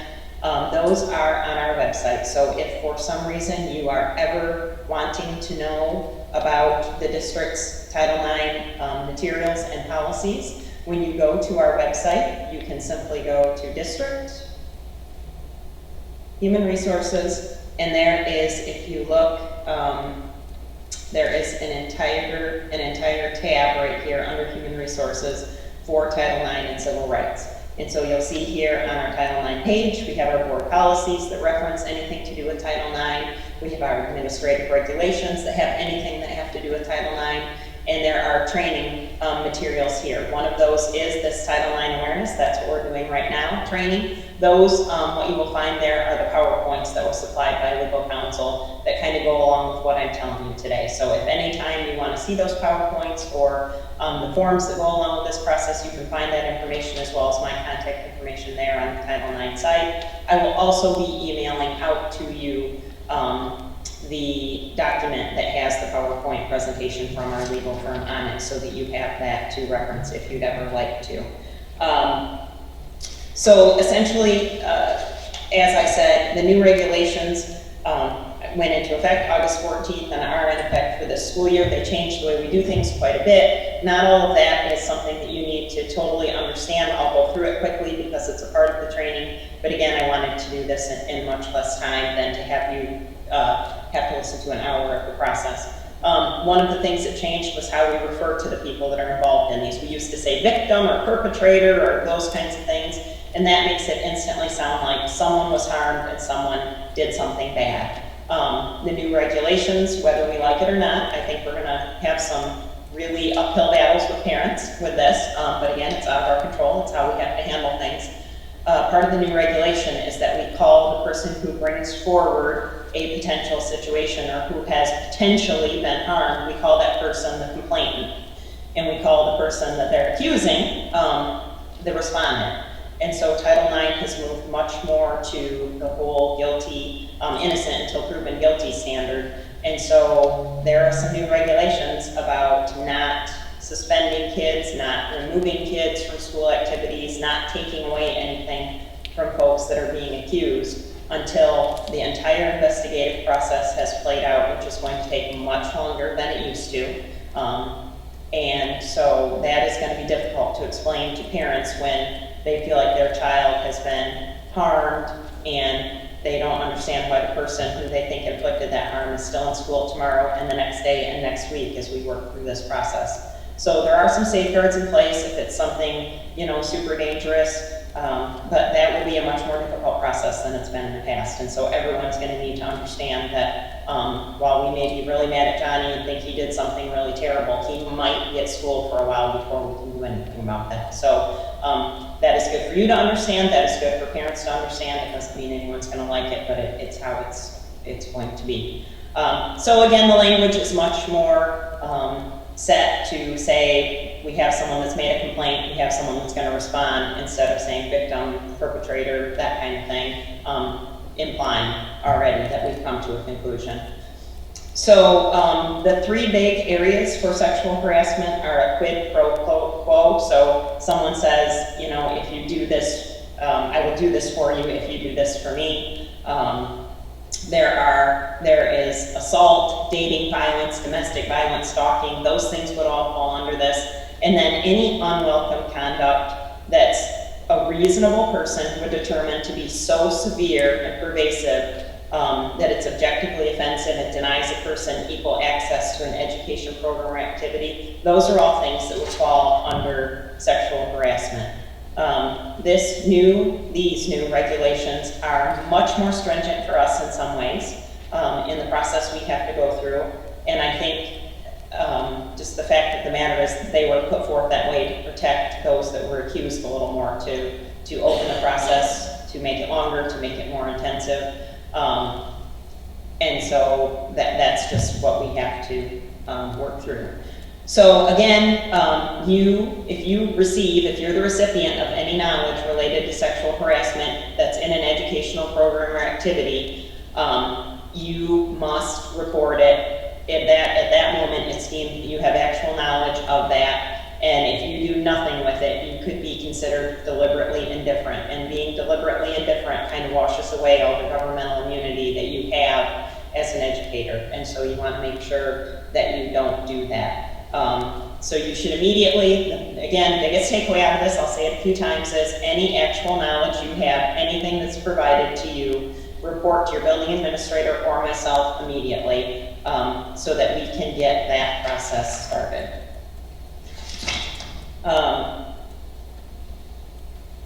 Some other things that have changed in this process, it used to be that I, as the Title IX coordinator, could kind of take the complaint, I could help the buildings investigate the complaint, I could help the decision, and we might, you know, if we had a very egregious accusation that was made about a student and we had pretty good evidence that it happened, we might immediately, you know, get that student out of the educational setting while we investigated and took care of it. We might report it to the police. We still can do that, make that report, but now the child likely will stay in school while we investigate, and that investigative process is no longer completely run by me. The regulations say that I am kind of overseeing the whole thing, taking the complaint, making sure that we're in compliance, but that someone else investigates the situation.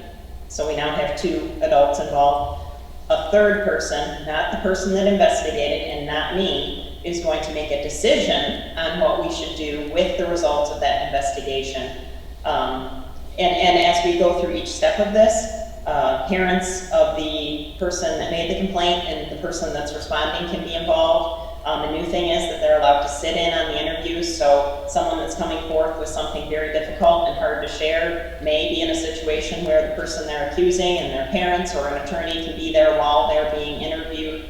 There are timelines that go along with all this, written information that has to be provided to each party, and so as we provide that written information of these are the allegations that have been made against you, there's a timeline of how long they have to respond, and so that's what makes this process very long and makes that time period that someone that maybe did something that wasn't so nice, that they're staying in school this whole time that we're doing this. Once the whole thing is wrapped up and we've made a decision, the decision maker has made that decision, then the parents of the person or the person themselves that were accused can appeal our decision.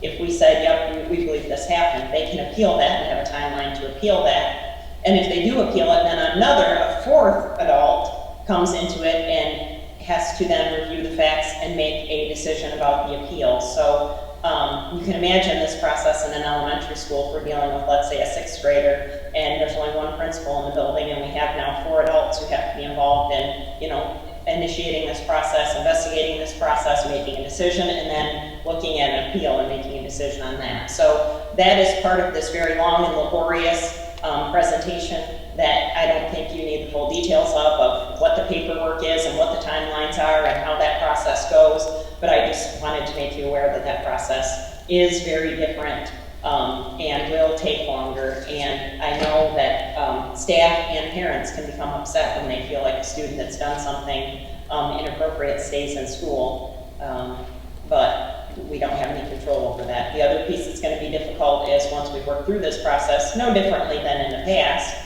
sometimes a student has an IEP or some kind of disability where maybe the behavior that they exhibited did happen and someone was wronged technically, but that behavior was the function of the student's disability, and therefore our discipline measures are kind of limited as to how we can handle that, and parents don't always understand that either. So again, all these materials, all this information has to be posted online. I showed you where that was. We also have to maintain records of all of this for 7 years. And so every Title IX complaint that's brought forward, every investigation that takes place, we have to maintain records of that for that long. So again, the big thing for you to remember is kind of that you're the eyes and ears of the district when it comes to Title IX complaints, and that you must immediately report any concerns or any suspicions you have about harassment on the basis of sex. Outside of that, they presented us with some scenarios. I don't think we need to go through those. Your administrators, as I said, have all been through an in-depth training, as have I. Any questions you have, as always, you are welcome to share with them, share with me. But again, the big picture is, and I'm repeating this for like the 7th time because this is the most important part for you. I think as an educator, I would want to know that. What does it mean for me? How do I protect myself? And the way you protect yourself is that you report anything you know. Err on the side of caution. One maybe side note is that unfortunately sometimes these investigations involve a staff member. I hope that would never happen here. I'm confident that would never happen here. But if that were to happen in some other district where those things happen, this doesn't all apply to staff members. Staff members, if there was an accusation made against a staff member that something inappropriate had happened related to Title IX, a staff member had told a student, you'll get an A in my class if you will perform this sexual favor or something like that, if that were the circumstance, then we can immediately take action because we can can put a staff member on administrative leave, that's not considered discipline. So we can remove that staff member. And sometimes, if the allegation is true, certainly we want that staff member removed from the situation. If that allegation is untrue, sometimes the best thing for that staff member is to be removed from the situation because of the potential social media and buzz with kids and whatever that may come with that. So that is one difference, because Title IX accusations can be made against students or staff members. So that is one thing that might be good for you to know. So overall, again, it's never a bother. Please ask us if you have any questions. This is important. It's one more thing right now during this very busy time. I did my best to condense it and make it not overwhelming. I will email out that PowerPoint so that you have a copy of that, the actual training materials given to us by legal counsel. But again, this sort of encompasses everything on a day-to-day basis that you will need to know. Have a great afternoon. Thank you. So bad. There are people with seizures that have warning signs. I had a girl, one of my first years of teaching, that every time she started to have a seizure, she'd scratch her lips like this. And her seizures weren't fall on the floor, shake around seizures. They were more just like neurological. She would kind of freeze up and zone out and you wouldn't really know what was going on. But her first symptom was always that her lips would feel itchy. She'd start picking at them. And so her friends and her teachers were aware that if that started to happen, then we had our seizure action plan for her. She couldn't verbalize it, but it was very consistent that as the seizure set in, that's what she did, and so that's what we kind of all kept an eye out for. And if we saw that, then my class knew exactly what happened. So that we can, if somebody has a seizure, you want to protect their dignity. You know, if sometimes when people have seizures, they lose bladder control. Their bodies shake around, sometimes they drool, their tongue hangs out. It's embarrassing. And so our class just kind of knew that if the student started scratching at their lips, that they would just calmly get up and walk into my neighbor teacher's classroom and have a seat, and we had practiced it, and it was all fine. And she felt comfortable because then she had privacy. I was there with her. The rest of my students knew that they were doing their part, but it was all because there was a warning sign. Some parents of kids with epilepsy will tell you, nope, we don't know. Sometimes it just happens. There's not really anything that immediately comes before it. Good luck. And then that just is what it is. But when do I call 911? When do I call you? People without a history of seizures, if seizure activity starts, you call 911 immediately. That is the most important piece. And then to give first aid during a seizure, the best thing that you can do is protect their head from hitting the ground. If they fall over and their body is going to be shaking because that's seizure activity, you don't want them to end up with a concussion also. You don't want their head hitting the ground. The best thing that you can do is sit like crisscross applesauce on the floor, put their head right in your lap so that you're sitting, their head is in your lap, you're kind of folding their head. That way, if they lose bladder control, it's far away from you. If their arms are thrashing around, it's far away from you. Your lap, having their head in it, is going to keep their head from hitting the floor. If they vomit, some people do during a seizure or after, you can just turn their head to the side. This mannequin, their whole body turns, but you know, a normal person, you can just turn their head to the side so they can vomit without choking on it. You don't hold them down. You don't stop the natural shaking that their body wants to do. You don't put anything in their mouth, but you just protect their head and be calming. And then the other part is watch the clock. You need to know if you have a conversation, when do I call 911 and when do I just call you? You need to know how long this has been going on. Or when the paramedics get there, they're going to ask you how long did the seizure last, because it will probably be done by the time that paramedics get there. And you want to be able to tell them in seconds or minutes about how long the seizure lasted, start to finish, because that's information that their neurologist is going to want, that all their medical team is going to want to put together a treatment plan for recovery from this seizure, but also preventing or diagnosing why they were going on in the first place. There was one other thing I was going to say about seizures. Their coloring changes. Their coloring Their lips changes. turn blue. Yep. And a lot of like those shock symptoms, happen. Their coloring changes. They might look more blue. They might look more pale. Some people kind of get the flip side of it too. Some people get very flush and very red and rosy. If somebody has a seizure, it is tremendously exhausting on their brain. So just know that when the seizure ends, they might just sleep. And that's the scariest part. You just watched the trauma. Now they just need to rest. Their body needs to rest. But that's when you start to worry, oh my gosh, they just had a seizure, what else is going to go wrong, right?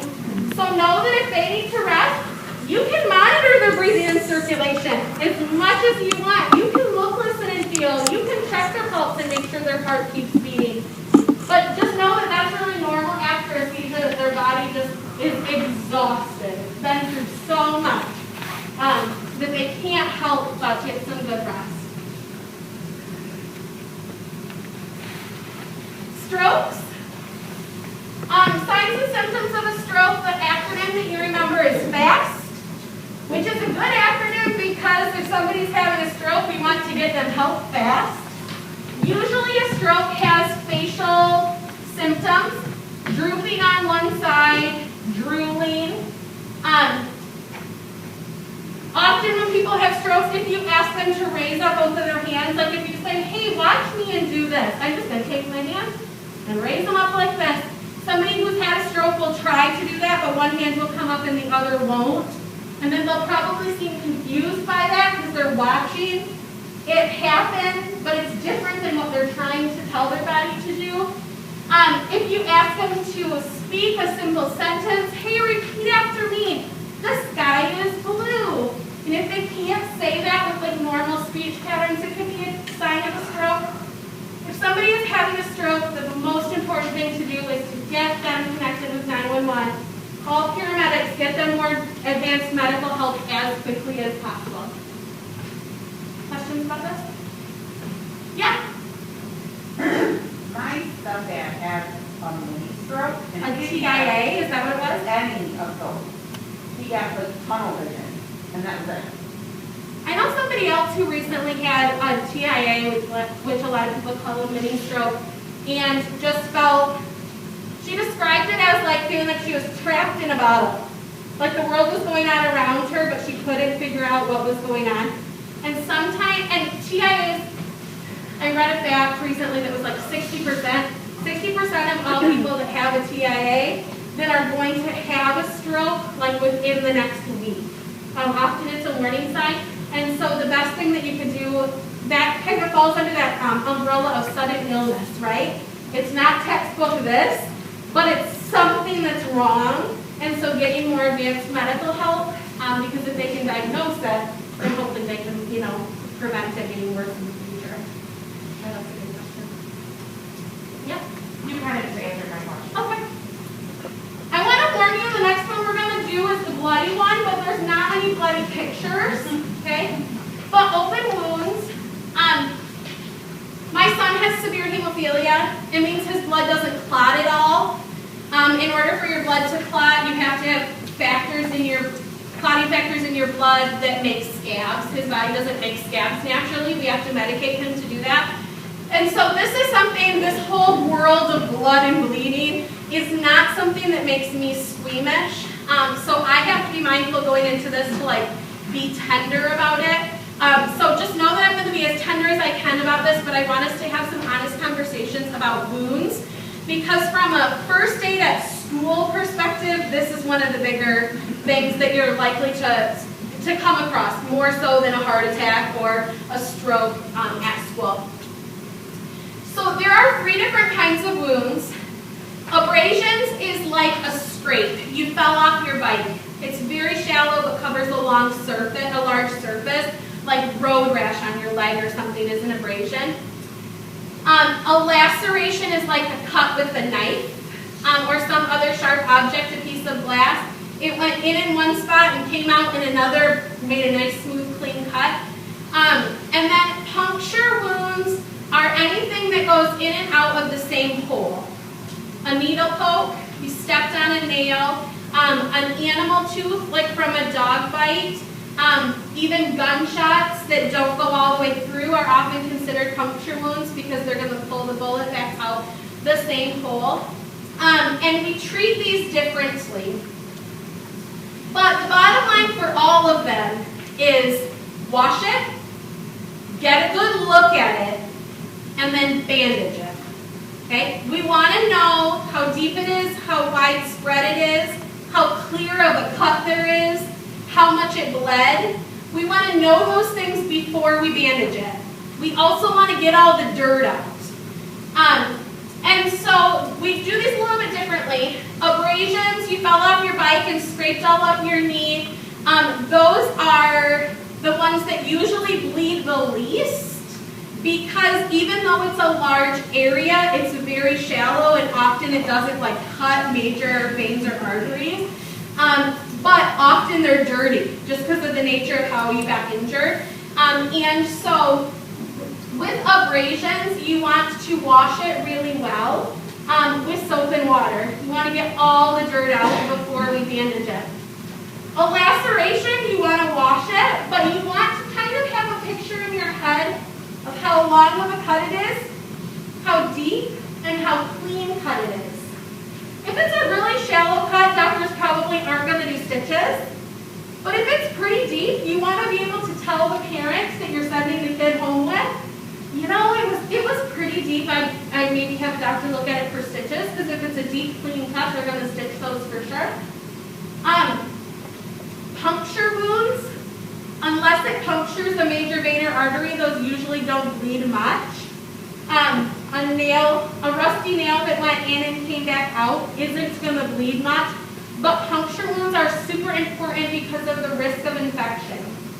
Whatever went in is probably dirty, and it probably went deep into tissue, and then if it doesn't bleed a lot, bleeding is your body's way of self-cleansing, you know, from deep inside, it can rinse the dirt out. And so if your body isn't bleeding to rinse the dirt out, puncture wounds are dangerous because of the risk of infection. You would always want to get more advanced medical care for puncture wounds. The next one is gross, I'm sorry. Object stuck in the body. If something is sticking in, it's plugging a hole. Don't pull it out. Okay? Try to keep it still. The more it wiggles, the more damage it's going to do. Try to keep it still, but don't pull it out. Let somebody who's an expert on what's in that hole be the one to pull it out and fix it as we go. Are we cool so far? Okay. The next part of this has to do with washing and bandaging. It's really important that you wash your wounds. Soap and water. At school, soap and water is what we can use. In your life at home, if you wanted to use like an alcohol wipe, rubbing alcohol, that's okay. Do not use hydrogen peroxide. Hydrogen peroxide bubbles when it's by blood. So people think that it's doing an awesome job cleansing, and it isn't. It's taking all the healthy cells around the injury and turning them into mush. It increases your chance of infection.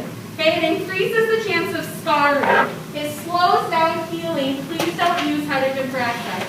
Hydrogen peroxide is awesome if your kid gets a bloody nose in the middle of the night and has blood all over their sheets. Hydrogen peroxide will get the blood out like that. It foams, throw it in the washer, it's awesome. We have a wiener dog who last summer got her ear cut, a cut on her ear, and it was like a murder scene in my house because she kept shaking it and was spraying blood everywhere. Hydrogen peroxide is awesome for blooding carpet. Pull a little bit on it, it foams, which releases the blood from the fibers of the carpet, and then you just blot it up. You would never know it was there. But it is not for washing wounds, soap and water, or outside of a school setting in your own home. You could use an alcohol wipe, it will dry out that damaged tissue. But then the piece about this that's important is bandaging.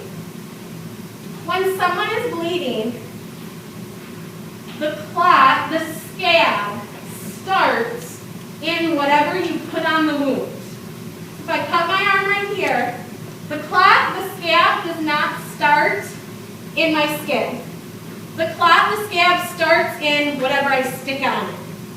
And so I want that first thing I stick on it to be sterile, preferably gauze. Put pressure on it.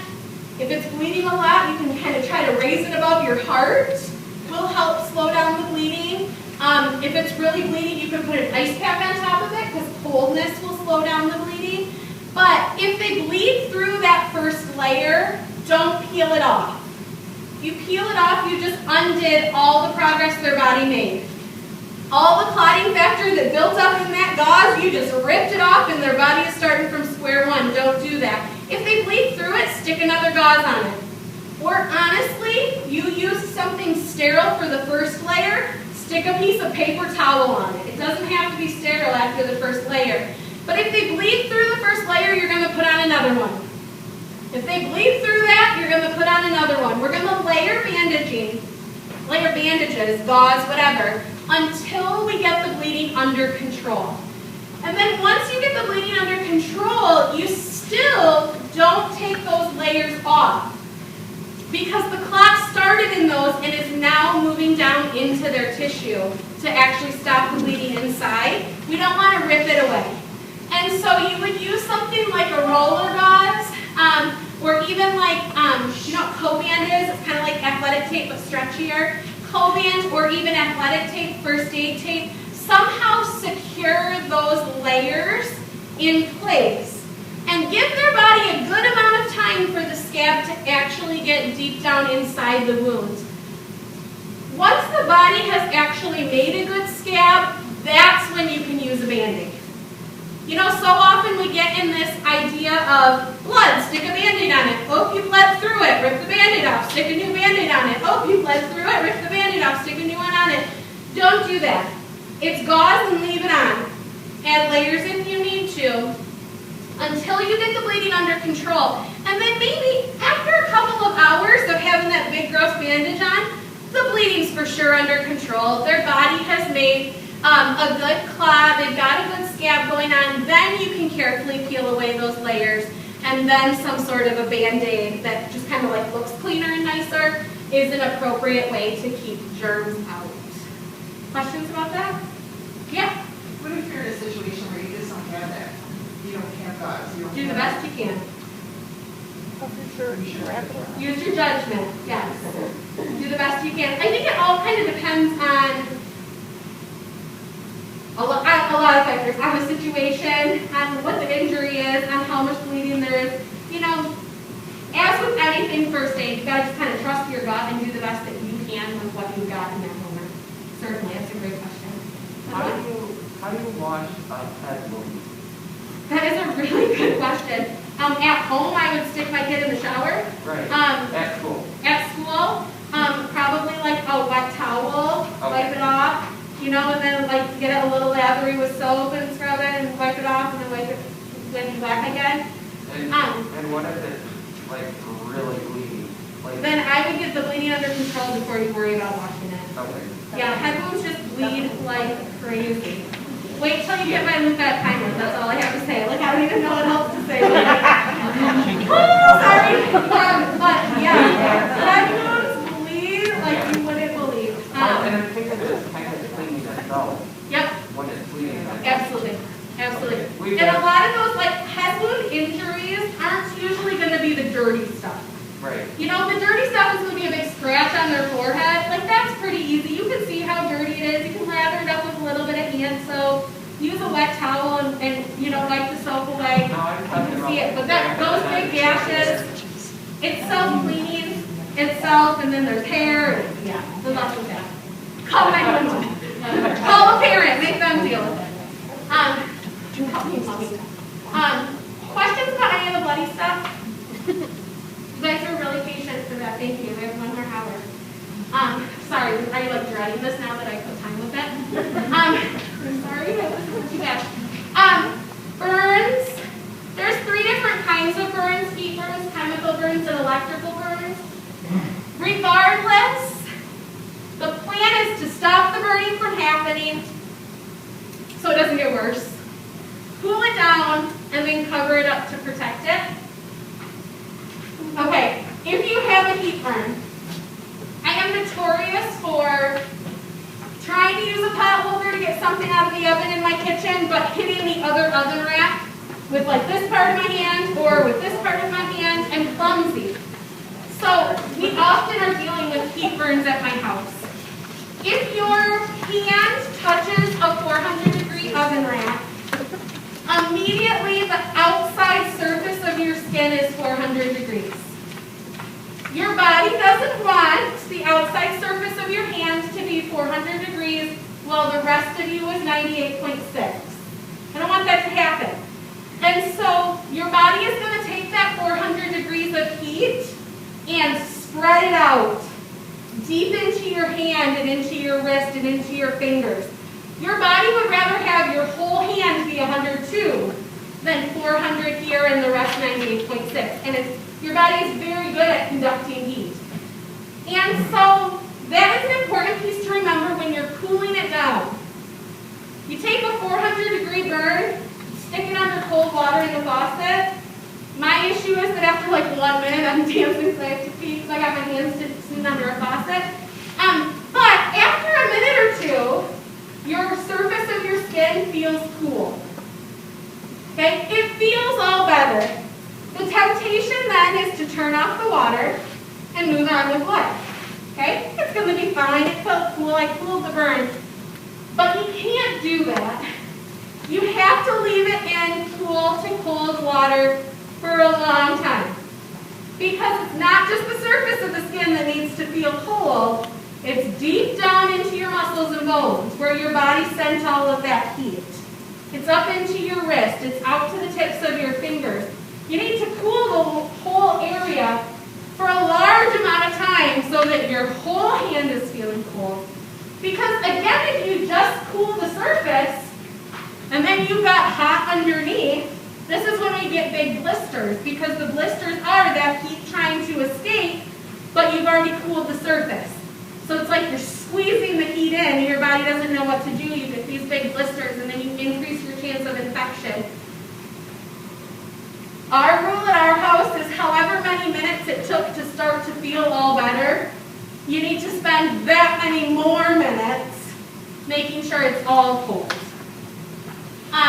Remember that the larger the burn, the more surface that there is to cool, the more likely their body is to go into shock. If for some reason you got a very large burn, you see horror stories in the summer about hoses that had very hot water in them and people turned it on thinking it would be cold, but the hot water stuck in the hose comes out first. Large burns all down your leg. If you right away then hit that with ice cold water, your body is going to go into shock because you've got skin that's like 200 degrees, you've got a body that's 98.6, and you're putting 40-degree cold water on it. All those temperatures, your body is going to say, whoa, self-protect, time to go into shock. And that's not good. Okay, so know that if the burn covers a large surface, even warm water is cooling on a burn. If you touch the top of the stove and your whole hand is burned, at our house the faucet it's not dials, it's just one lever. You guys have that in your kitchen. Instead of pushing it to the cold side, I would push it straight up to like room temperature water and sit there for a couple of minutes and then make it a little bit cooler and sit there for a couple of minutes and make it a little bit cooler and sit there for a couple of minutes and then get it to like the cold part of the faucet and sit there for a lot of minutes. So it cools the surface but also way deep down into the muscle and tissue. Because you don't want it to blister and you've got to cool more than just the surface, but you have to cool it gradually enough that you're not going to send your body into shock. Chemical burns are heat burns. When the chemical gets on your skin, the chemical has a reaction with the water that's in your skin cells, and when that chemical reaction happens, heat is produced. And so you end up getting a heat burn even though there isn't a heat source. The chemical is the heat source, the chemical reaction is. So if it's a dry chemical, don't wash it with water right away. Don't add more water to the chemical. That will intensify the chemical reaction. get like a clean, dry towel and try to get all of the chemical off. And then soap and water to get the residue off. And then it's just a heat burn that you need to cool gradually with large amounts of cool water. If it's a liquid chemical, then adding additional water to it isn't going to intensify the reaction. So right away, soap and water to get the chemical off as quickly as you can. Once the chemical is removed from the situation, then it's just a heat burn. Electrical burns are different because when somebody is burned by electricity, the electrical current actually goes into their body. And if you get it wet, they're going to re-electrocute themselves. So with electrical burns, you don't put water on it. Cover it up, okay? But then with electrical burns, you've got to get emergency medical help. They need to see a doctor because we need to make sure that that amount of electricity that went into their body and burned their skin, it did not also do damage to other organs and things. So electrical burns are kind of the most serious, unless it was a heat burn that like covered a lot of the body. But questions about any of that stuff? Well, limb injuries. Sprains and strains. Your body has tendons and ligaments that connect bones to each other or bones to muscle. And if any of those get overextended, you get a sprain or a strain. If something gets moved in a wonky way, you can have a dislocation, a joint that is not like it's supposed to be. Fractures and broken bones are usually really easy to tell because there is significant disfigurement of the limb. It looks wrong. Fractures are open if they've broken through the skin. They're closed if the skin is still intact. But all of these we first aid the same way. You want to, what's the word? Sorry, hold on 1 second. You want to immobilize, there's my word. You want to immobilize it in the position that you found it. As long as the skin isn't broken, you don't have to worry about it being sterile. If there's a bone sticking through, please, please, please don't put anything on that bone that isn't sterile like gauze.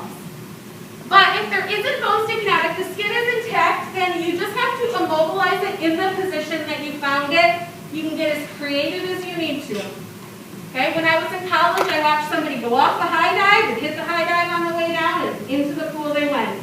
And when the lifeguards pulled them out, they took a kickboard, you know, like kickboards that get the pool, took a kickboard and put it on each side of a very disfigured bottom half of the leg, but sandwiched it so that it was completely immobilized. They took athletic tape and wrapped it around, and they pretty much made a broken leg sandwich. And in the time that they did that, the paramedics got there, took them away on a stretcher, and the doctors were able to totally reset the bone because no damage had been done by the bone wiggling and rubbing on itself. It was just sandwiched in the way that they found it, so know that you can get as creative as you need to. Rulers and meter sticks are really good at providing a kind of firm foundation, but also a sling, if it's an arm injury, some sort of a sling could help to immobilize it. Wrapping it with even a scarf or something, but wrapping it to the person's body can help immobilize it. Using one leg to provide stability for the other that's broken can help immobilize it. But the first aid for limb injuries is just try to immobilize it in the position that you found it. If you have to wait a little bit for medical help, getting ice on it will help keep the swelling down. We adopted a golden doodle puppy in January. She wasn't like a quarantine puppy like a lot of people got in March or April. We got her in January, but we have had an interesting summer with a puppy who is 70 pounds and bigger than 2 of my children. Because she's huge and clumsy. And in the beginning of July, I was running down our basement stairs, and the puppy came barreling down the basement stairs right next to me. And second to last step, she took me out at my ankles. She was just excited to turn the corner and cut me off, and I busted up my ankle in a bad way. Not serious enough that you have to call 911. I had to call my mom, because my husband needed to stay home with my kids. Mom, can you come over and take me to the hospital? I think I just broke my ankle. It only ended up being a severe sprain with bone bruising, if that matters. But we had to drive to urgent care, do the whole urgent care COVID protocol, wait in our car until they had room for me, and then wait in line for x-ray. It was a long time. And the doctor told me once I finally saw them that the smartest thing that I did was before I immobilized it in the position I found it, which was not pretty, we grabbed ice packs and packed ice packs around it. I used ice packs to immobilize it in the position I found it. And then we just ace wrapped it. And so the whole time that I was waiting, the ice was keeping the swelling down, which made it much easier for the doctor then to put it in a position that it was supposed to be in and brace it for me. But just know that these things, that staying off of it, resting it, getting ice on it as early as possible, somehow using compression, it can be an ace wrap, it can be co-band, it could be a scarf, it could really be anything that you can wrap tightly, athletic tape, first aid tape, and elevating it up above your heart if possible. All those things are going to keep swelling down, which is going to help those limb injuries heal.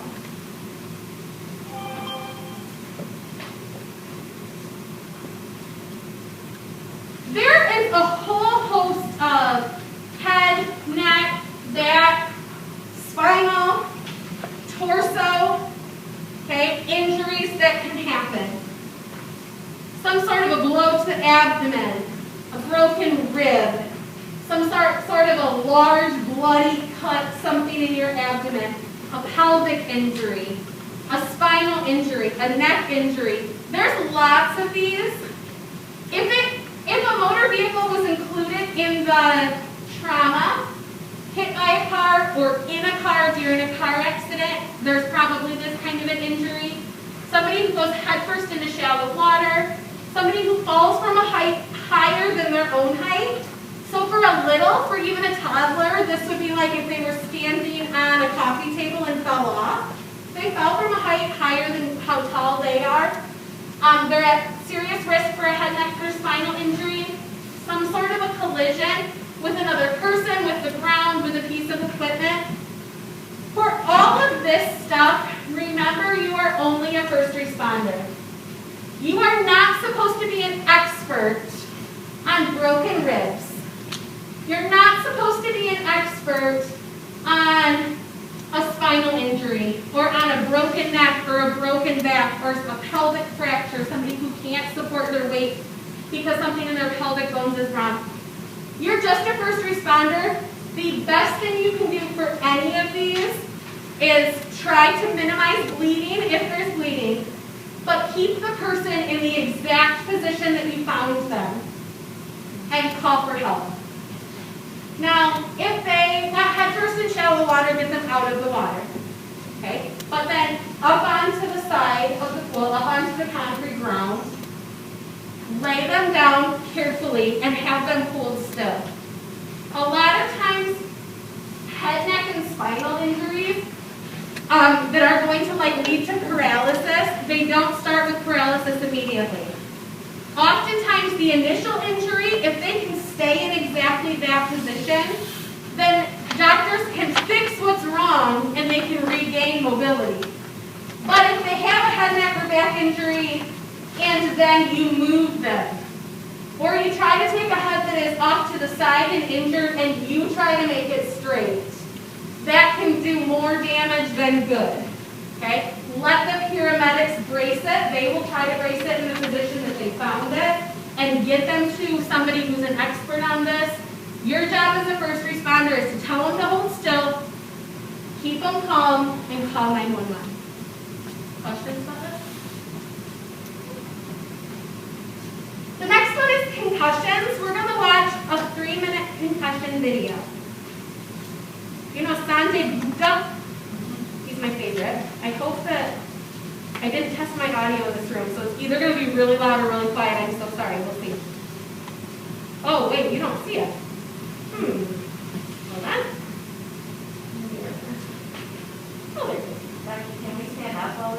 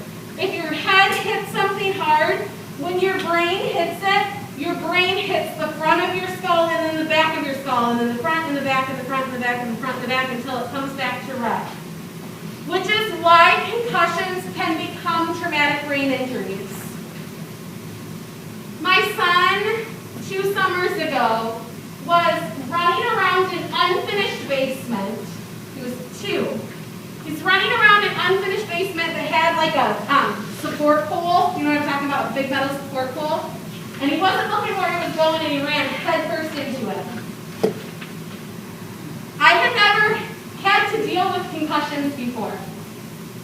That wasn't something that I had like encountered in my first aid life or in my family life. And my initial thought was, man, he's gonna have a big goose egg. We put ice on it right away. My second thought was, man, I'm glad that it wasn't his infant brother who doesn't clot, his blood doesn't clot. So thank goodness it's not that one. But we put ice on it right away. But within like a minute, Isaac was sure he was all better. He was fighting me about ice. He wanted to go and continue to run around and play. He said, it's all better, Mommy, I'm all better. And so we let him play. You know what else do you do? We were at a cousin's house. He's playing with his cousins. We thought everything was fine. We drove home. It was in Lansing. We drove home an hour. Everything was fine. We ate dinner. Everything was fine. We played, we did bath time, everything was fine. He's got a goose egg. We're not too worried about it. They say it's better if it swells out, right? It's less to worry about than if it swells in. I wasn't worried. We put him to bed at 8. He's usually a 12-hour sleeper. 8 to 8, 9 to 9, doesn't matter what your time is. Put him down, we get 12 hours. Put him down at like 8:30. The next morning at 8:30, I'm listening for him. 9:30, I'm listening for him. 10:30, I'm listening for him. I can see him breathing on our monitor. I wasn't like worried, but I was like, wow, he really got tired playing with his cousins yesterday. Look at us, I'm getting some extra sleep in time, right? We had an infant at the same time, so sleeping in was cool. He woke up at 11:15. My normal 8 to 8 sleeper woke up at 11:15, and I was like, wow, I went in his room. Isaac, you were so tired. Good job sleeping. And he stood up and went, bleh, puked all over. And I said to my husband, Isaac has a concussion. I'm sure of it. This is not normal. Excessive sleep, vomiting is not normal for him. Preston said, because he doesn't do good with emergencies and he wants everything to always be fine, says, oh, I'm sure he just picked up stomach bugs. Don't worry about it. He's got a big goose egg. I said, no, he definitely has a concussion. I'm the decisive one in our family. Off we go to Helen DeVos. Sure enough, like thankfully he didn't have a skull fracture, but that's why they do CT scans, to make sure there isn't a skull fracture. To make sure there was no bleeding inside his brain. He didn't have active bleeding inside his brain, but he had active bruising. Came up on the CT scan, they could tell exactly where the impact happened. The doctor said, you didn't do anything wrong. You put ice on it, that's all you could do. But I tell you that story because when a football player gets a concussion on the field, usually you see that right away. They might lose consciousness, they might just seem out of it. In the movie, Sanjay Gupta calls it like, it's like you got your bell rung, you know, that like, whoa. Isaac had none of those symptoms. He was literally fine. The second that it happened, I forced him to put ice on it. He didn't want to, and he was fine. For a whole afternoon, evening, and then overnight when his brain started to rest, when his brain was like, finally I can heal, is when those concussion symptoms set in. So just know that concussion symptoms can be right away, or concussion symptoms can be 12 to 24 hours later. I tell you that also because if that injury had happened at school, if that injury had happened in his classroom, on the playground, in the hallway, on a school bus, and he hadn't had any swelling, if there had been a head bump, and he had just come home from school normal, and we had a normal evening, and then he woke up the next morning vomiting, I would have never guessed concussion. If I didn't know about the head bump, I never would have guessed concussion. I would have guessed stomach flu. I would have never taken him to the ER. We would have never gotten the head CT. We would have never gotten a concussion treatment plan, and then that would be a much different game than what we were in with Isaac 2 summers ago. Okay, because it was diagnosed accurately and quickly. Please, please, please, please, if somebody gets a head bump, even if they seem fine, even if you are sure that they are fine, please call parents and that they seemed fine, but that sometimes concussion symptoms don't show up for 24 to 48 hours, please keep an eye on them. Concussion symptoms include some of those like easy to confuse, very tired, nausea and vomiting are big ones, just seeming very out of it. Treatment for a concussion, as long as there isn't damage to the skull or an active brain bleed, treatment for a concussion is total brain rest. No books, no movies, no tablets, no phones, no nothing. Dark room, lots of sleep, as little stimulation for your brain as possible for as long as it takes for your brain to heal. And your brain has to totally heal, because if you get any sort of trauma before your brain has healed, you're going to set yourself way back, further than where you started. So just know that concussions are important. The treatment plan isn't that big of a deal if you know what you're dealing with. But in the world of like childcare, transportation, education, the communication between home and school on any, or between school and home, I guess, on any sort of head impact, head-to-head collision with another kid, ran into the monkey bars, fell on the hard terrazzo floor and might have bonked their head on the way down, got pushed into a locker and, bonked their head on whatever.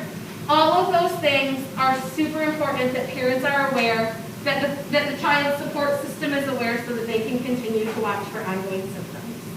Questions about this? Sorry, I'm not as cool as sounding, but there you go. Injuries to the nose and mouth bleed a lot. Okay, there's just a lot going on in here. A nosebleed, oh my God, there's gonna work on. Here we go.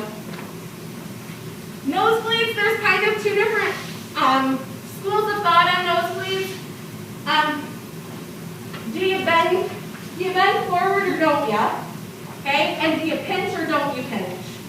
Honestly, I don't care what you do, but please don't bend back. If the blood goes backwards, that sometimes seems great for kids because they don't have to see it, but blood going backwards runs down your throat to your stomach, and when you get blood in your stomach, you vomit it. My son gets frequent nosebleeds. We tell him all the time, you just have to lean forward, and he says, blood's so scary, and I'm like, I know, blood is scary, but better to see it coming out your nose than if you're puking it out your mouth, okay? So please have them lean forward. Do whatever you can to catch the blood. Remember, if it's not your own blood, you should be using gloves to protect yourself from bloodborne pathogens and all of those things. But use whatever you need to catch the blood leaning forward. As it bleeds, as the blood cells work their way through wherever the injury is, it's usually a capillary in their sinuses that has broken. As the blood moves past that break, it's dropping off clotting factors, it's making a scab, it's going to stop bleeding eventually. You got to deal with the blood until then.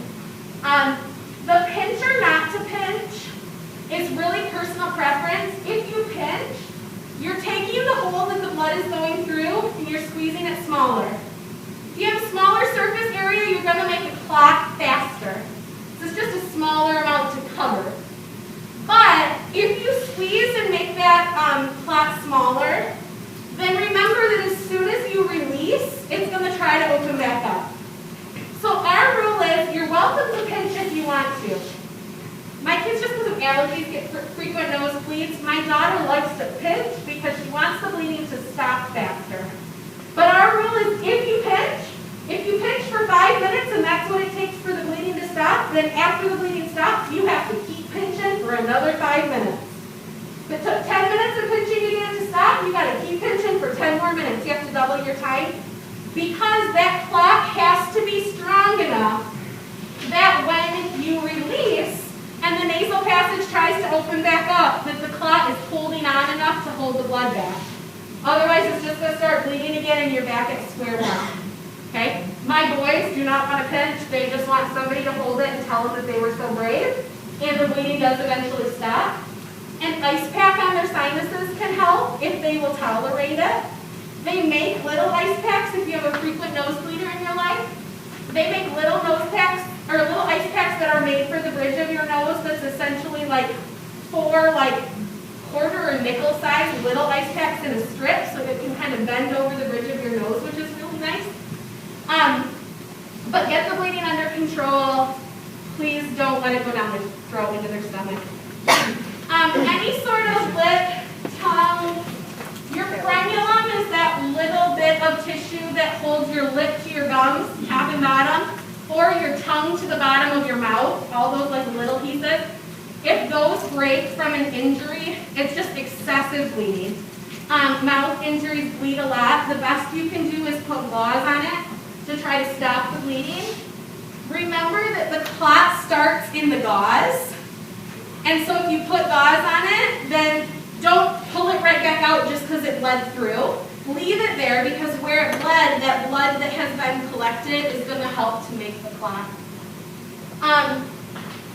If there's a dental emergency, a dental injury, a tooth, some impact to the face made a tooth fall out, if you can save the tooth, dentists can sometimes reimplant them. The trick is to put it in something that will preserve it. Try to not touch the roots. Egg whites, if you care, coconut water, whole milk, or the person's own saliva are the right pH to keep a tooth alive. But dental emergencies should be referred to a dentist as quickly as possible because if they have any chance of saving the tooth, time is very important. Questions about this? Poisoning. This is where your professional judgment has to come in. If there has been a situation where you suspect poisoning, do I call poison control? That's this number, 1-800-222-1222. Do I call poison control or do I call 911? You gotta trust your gut. If it's a kid that drank bleach, Lysol, something like that, 911. If they drank some vanilla extract, maybe poison control. I'm trying to give you some examples of things that I've heard other people deal with or that we've dealt with ourselves. If your kid gets into a tube of Desitin and decides to paint themselves white, but when you look inside their mouth, they also painted the inside of their mouth white, poison control. Okay? If you are at work and your husband is supervising the toddler who decided to play in the cat litter, and your husband calls you frantic because he found cat litter in her mouth, poison control. Okay? Poison control is taxpayer funded. You're not going to get a bill in the mail. Poison control is staffed 24/7. There's 55 poison control centers in the continental United States. It's nurses that not only have medical training, but have this tremendous database of products and how toxic they are. And they can walk you through it. And they're not going to call CPS and tell CPS that you were negligent or something. I have girlfriends that I've said, well, why don't you just call poison control? And they're like, but then they're going to report me for being a bad parent. Stuff happens. Kids playing Desitin or cat litter boxes. These things happen. Poison control can help. And they are calming and reassuring, but if you tell them exactly what they got into, they can tell you how toxic it is.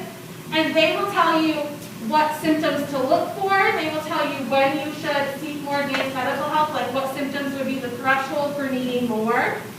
They'll tell you if the kid is likely to vomit or have diarrhea to deal with it.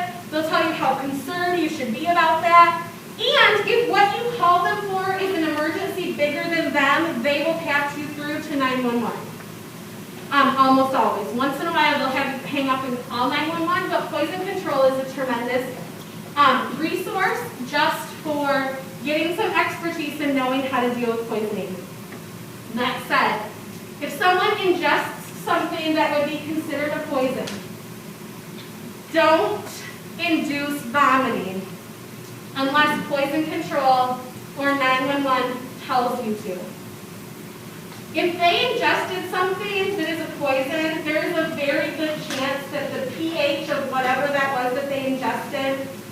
burn all the way down. And now it has mixed with stomach acid. And so if you induce vomiting, it is going to burn all the way coming back up. We don't want to do that. Okay, you would never induce vomiting for poisoning unless they told you to. And usually if they told you to induce vomiting, they would have you give them something to kind of neutralize it. They would maybe tell you, oh, well, this is very acidic, so do you have any of whatever in your house to kind of counteract the pH before they had you induce vomiting? Or if once they were at the hospital, they could induce vomiting because they would put charcoal in their stomach to neutralize it, and then they would bring it up. Let me think, there was one other poisoning thing I wanted to tell you. Oh, don't induce vomiting, but then also don't give them anything to eat or drink. Sometimes we think to ourselves, oh, they just drank that bottle of vanilla extract, that's weird. Maybe if I gave them some bread in their tummy, then the bread would absorb it and, you know, help it to be easier to digest or whatever. If you give them food to eat or drink, it actually speeds up digestion because the more food you have in your belly, the busier your digestive system gets on like absorbing and digesting it. And so it's better, honestly, for the poison to be in their belly on an empty stomach than it is to be chased with food or beverages that would trigger some of those digestive actions. So just don't give them anything to eat or drink unless 911 dispatcher or unless poison control tells you to. Questions about that? Bites and stings.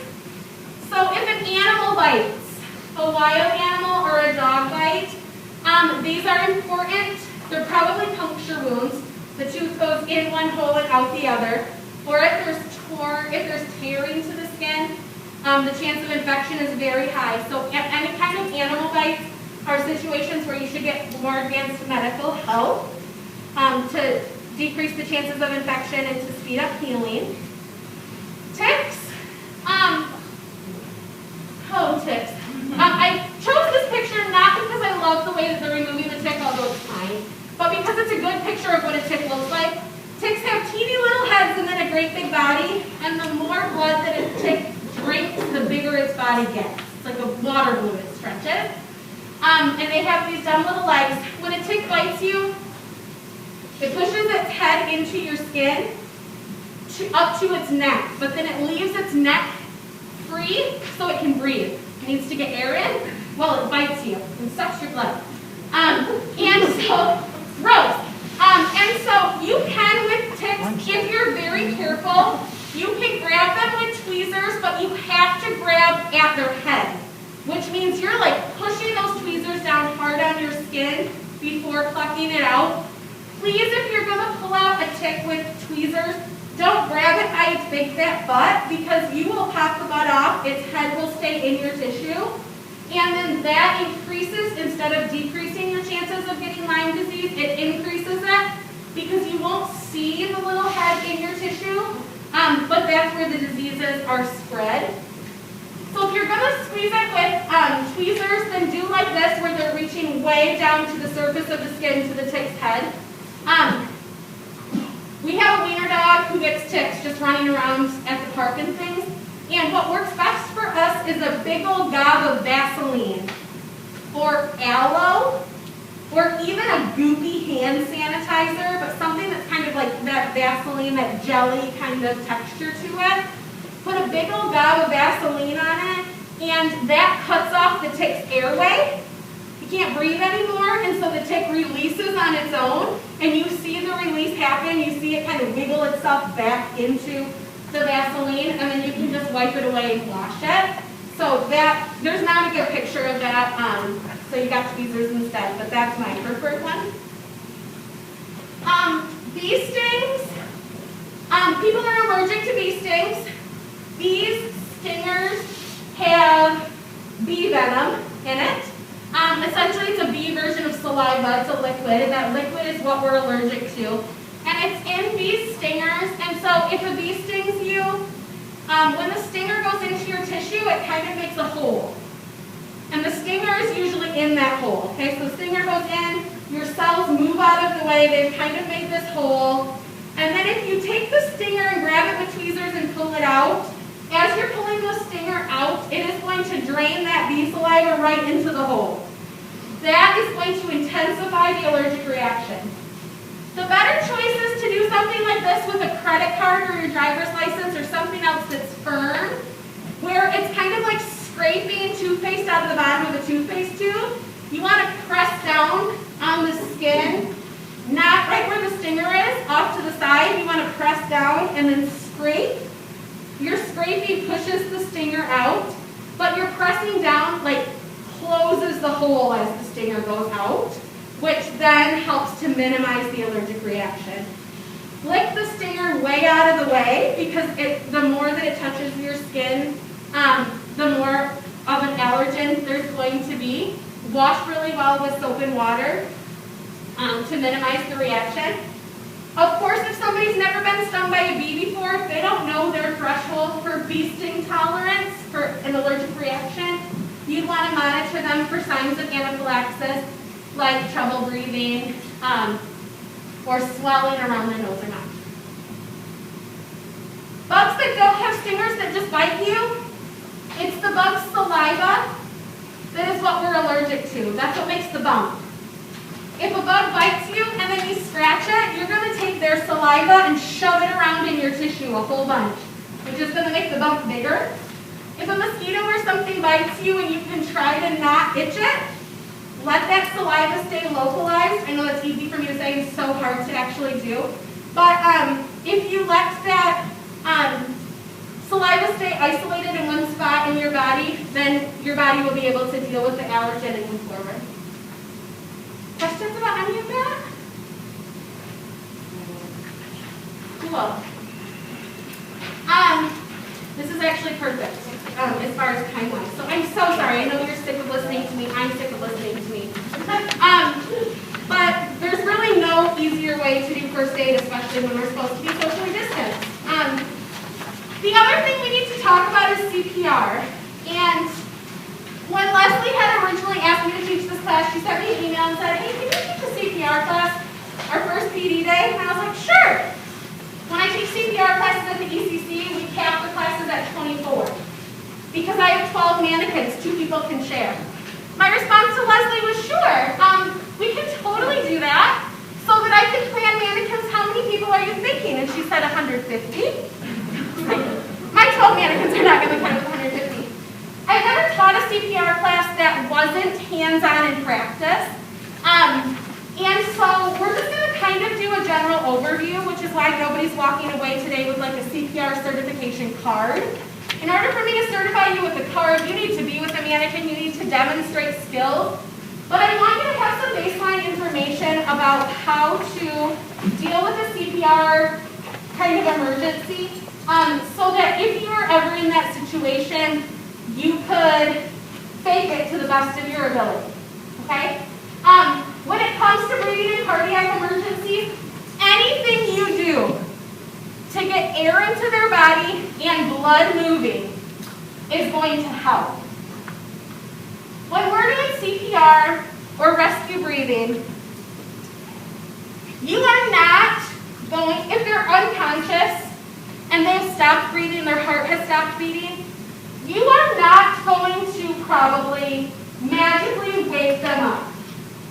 You are not going to be able to sit beside them after a couple of cycles of CPR and be like, dude, we did it, I just saved you, and like have a conversation with them. That's not the end goal of CPR.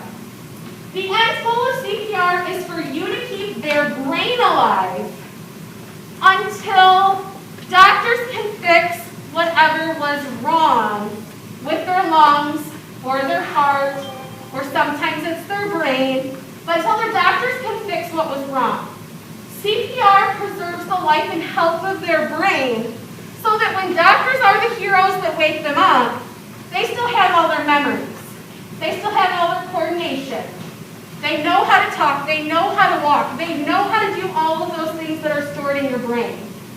You're preserving that so that a doctor can be the hero and fix them. Does that make sense? So sometimes when I do CPR classes, people do like one cycle of CPR and then they're like, yay, I saved them! They're awake, they're all better. And I just want to clarify for you that that's not the case. You have a paper that looks like this. This is a whole CPR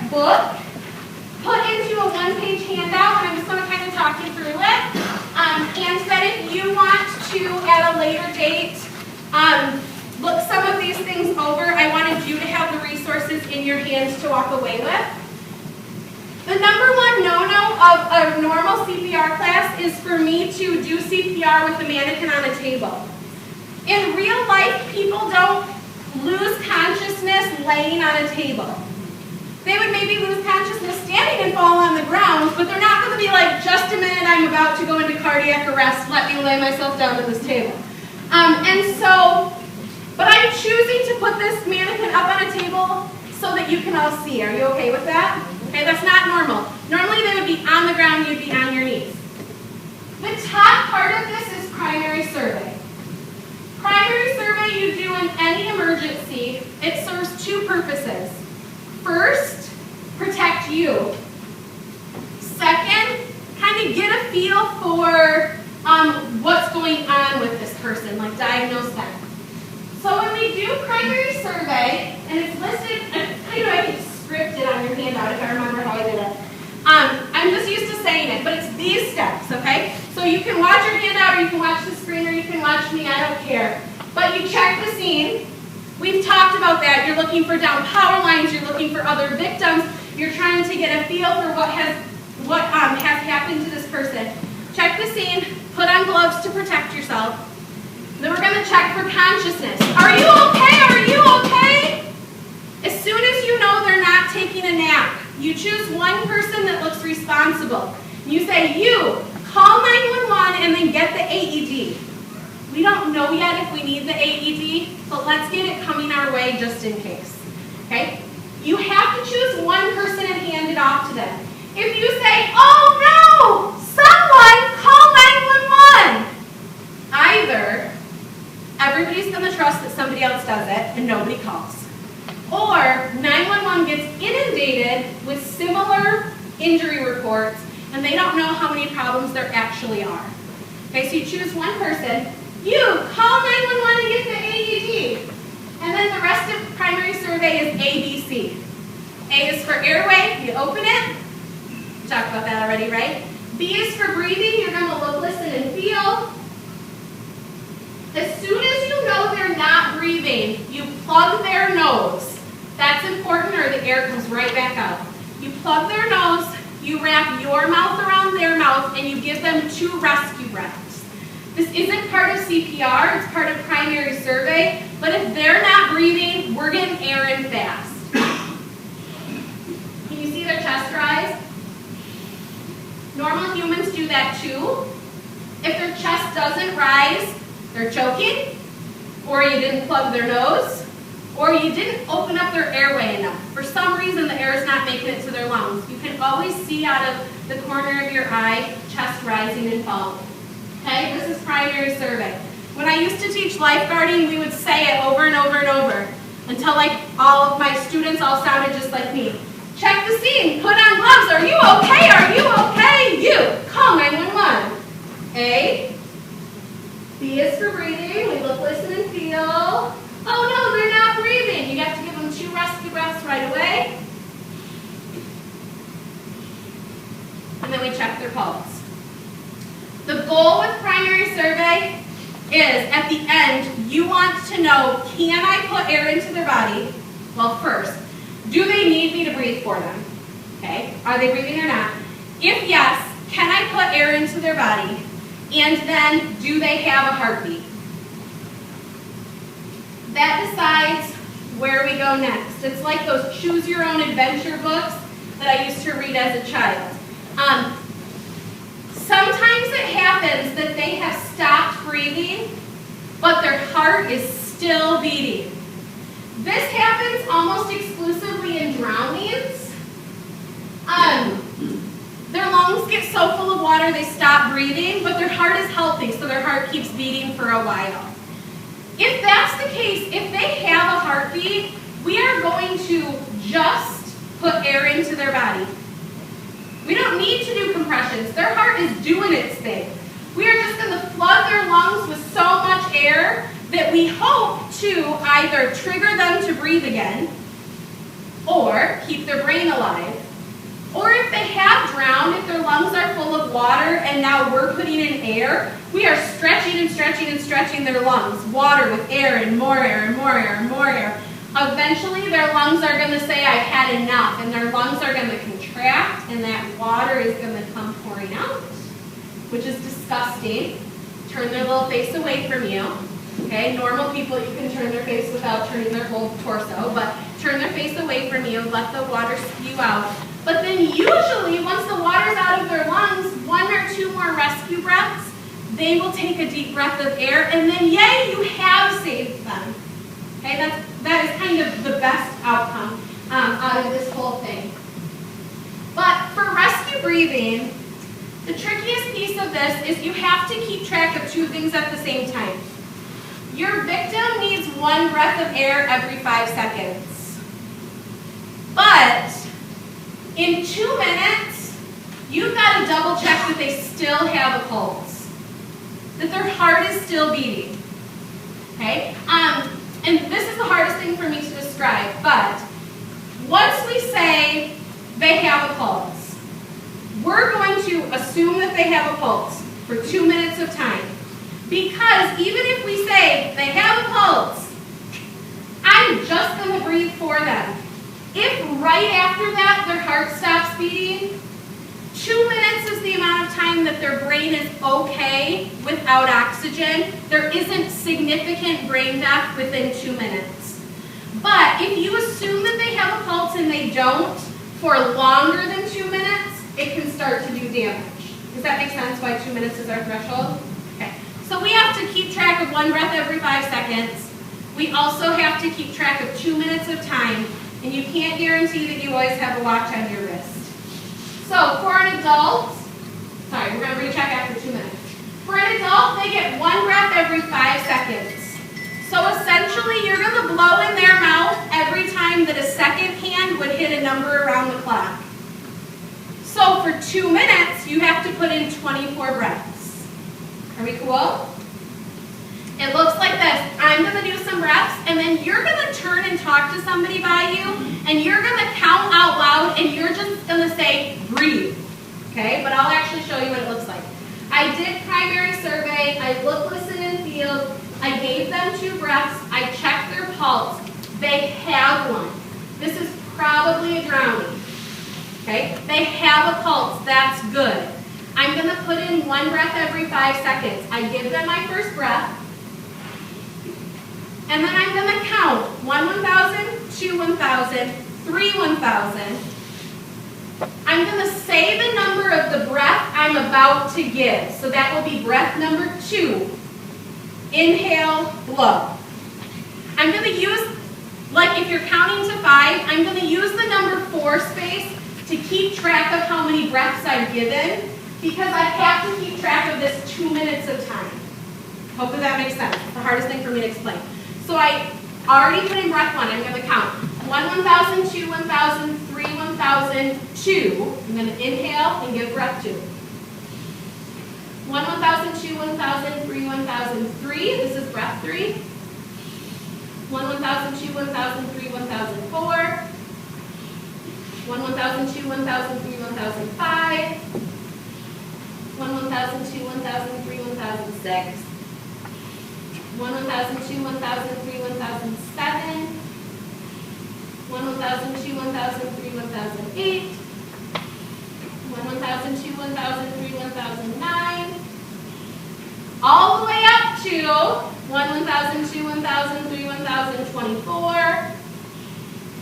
It's been 2 minutes. I'm going to check their pulse and make sure they still have one. If they still have a pulse, I'm good for 2 more minutes.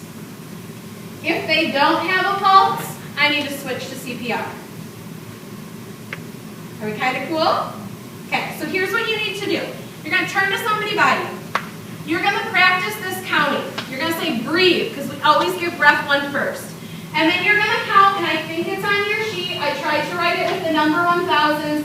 You're going to count 1, 1,000, 2, 1,000, 3, 1,000. Say 2, inhale, breathe. 1, 1,000, 2, 1,000, 3, 1,000. Breath 3. Inhale, breathe. Practice with somebody by you counting. But then also talk with them about what did you notice when I was doing this? Remember, in the real world, I would be on the floor on my knees next to them. What did you notice and what do you wonder about rescue breathing?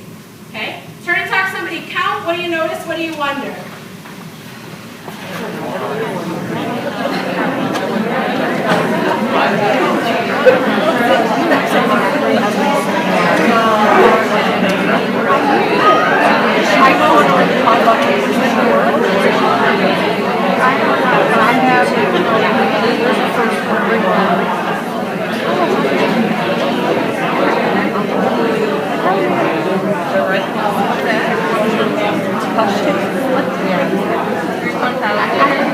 Are you I don't I know, thank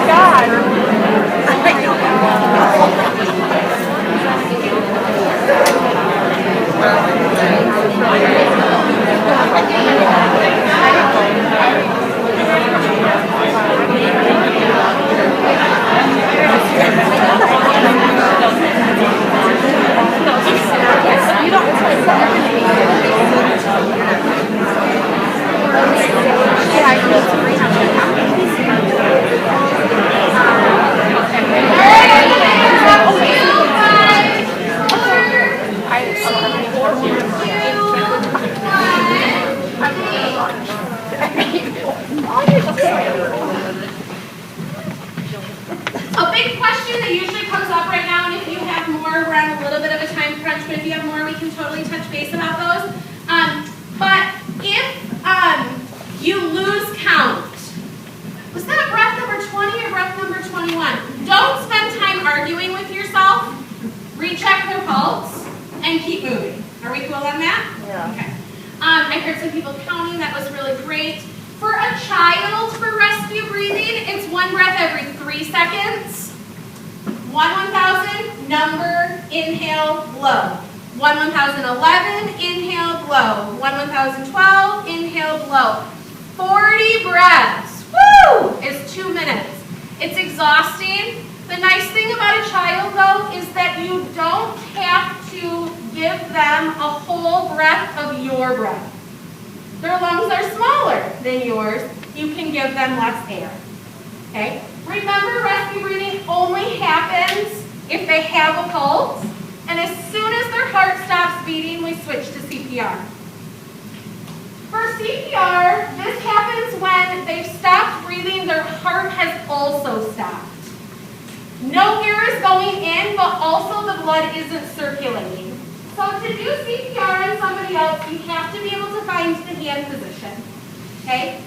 If you feel, and you can do this now or you can do it later in privacy, whatever, but if you feel the bottom of your ribs, you can usually walk your fingers up the bottom of your ribs to where your bottom ribs meet with your breastbone right here. Okay? Right there, there's a really fragile bone called your xiphoid process, if you care. If you push on it, it will break. And usually when it breaks, it goes from pointing down at the floor, that's how it is normally, to pointing in towards your lungs. And it's sharp, like a sharp pencil. We don't want to push there because we don't want that bone pushing into the lungs. We don't want to break it. So you find that spot on someone else, and then you use the width of 2 fingers to get safely above that spot, and then your hands go up here. So on somebody else, they're laying on the floor, remember, but I would find their rib cage, trace my fingers up their ribs, here's that bone, 2 fingers as a guide, my hands go up here. Are we cool? For CPR on somebody else, you're going to use, for an adult, 2 hands, for a child, just 1, for an infant, just a couple fingers, 2 or 3, but it's all the same spot. You're going to, of course, be on a hard surface on the floor, so you're on your knees right next to them. When you find this spot, you can't do CPR compressions this way. They do it all the time on Grey's Anatomy, and it drives me crazy because I don't care how dreamy you are, you're not pushing bones this way. Okay? We're up above them, so we are using all of our body weight, and then you're gonna do 30 compressions. You have to be able to say and in between. 1 and 2 and 3 and 4 and 5 and 6 and normal people's bones don't click like this mannequin clicks, but that's how I know that I'm pushing hard enough. That's a training tool. But for everybody, it's 30 compressions. And then after 30 compressions, you take your hands off, you open their airway, you plug their nose, you wrap your mouth around their mouth, and you give them 2 rescue breaths so you can see their chest rise. Okay, and then as long as the air went in, you know that you have now refilled their lungs. We're going to find our CPR hand position again, 30 compressions. They say it's that Staying Alive song. You know what I'm talking about? Okay, I'll sing, so I'm not going to embarrass myself. But 30 compressions, counting out loud so that you don't rush, so you're at a really comfortable pace. Hands off, open their airway. Everybody gets 2 breaths is CPR. Are we cool? CPR is so hard without putting you in front of mannequins, so that's why we've kind of glazed over it. But I hope that was offset with some good first aid knowledge for other things you might run into. Yeah? Just wondering where is the cutoff point between child and adult? That is such a good question. It's not an age, it's a body size thing. You know how in elementary school, in like 5th and 6th grade, occasionally there's a kid that all of a sudden is as big as their teacher because they hit that growth spurt? That's when they become an adult-sized body. My sister was in like 10th grade in high school before she hit that growth spurt. So she would have been a child size all the way up until then. But it's based on body size. Once they've hit that growth spurt that makes them stop looking like an elementary school kid and makes them look much more like an adult, that's when it happens. That's an awesome question. Other ones? Yeah. So when you get out of the first aid, is there any special red cross? I kind of Googled this all last year. Like, do they have like laminated cards or something that just that we can put in our health friends that just kind of give the basics of like concussion or damage to the wound or burns or stuff like They that? have some good, it's not like, I as an instructor can download it. It's not like a one nice chart, but they have like a handout about bandaging, and a handout about CPR, and a handout about seizures. They have like a one sheet on a lot of topics, but they don't have a good like just this big poster visual. Yeah, but I mean, even after the different part, I don't know why in my head people think these laminated cards like a different thing that there's really not really. If you email me, I will absolutely send you what I have. Because I have a PDF that is like, it's 12 pages, but it would print as like 6 two-sided, so it's 6 main topics, and resource cards. So if you email me, my email is B-like-Becky, Steele, S-T-E-E-L-E, @jpsonline.com. Yeah. Other things? Cool. You guys have been a good audience.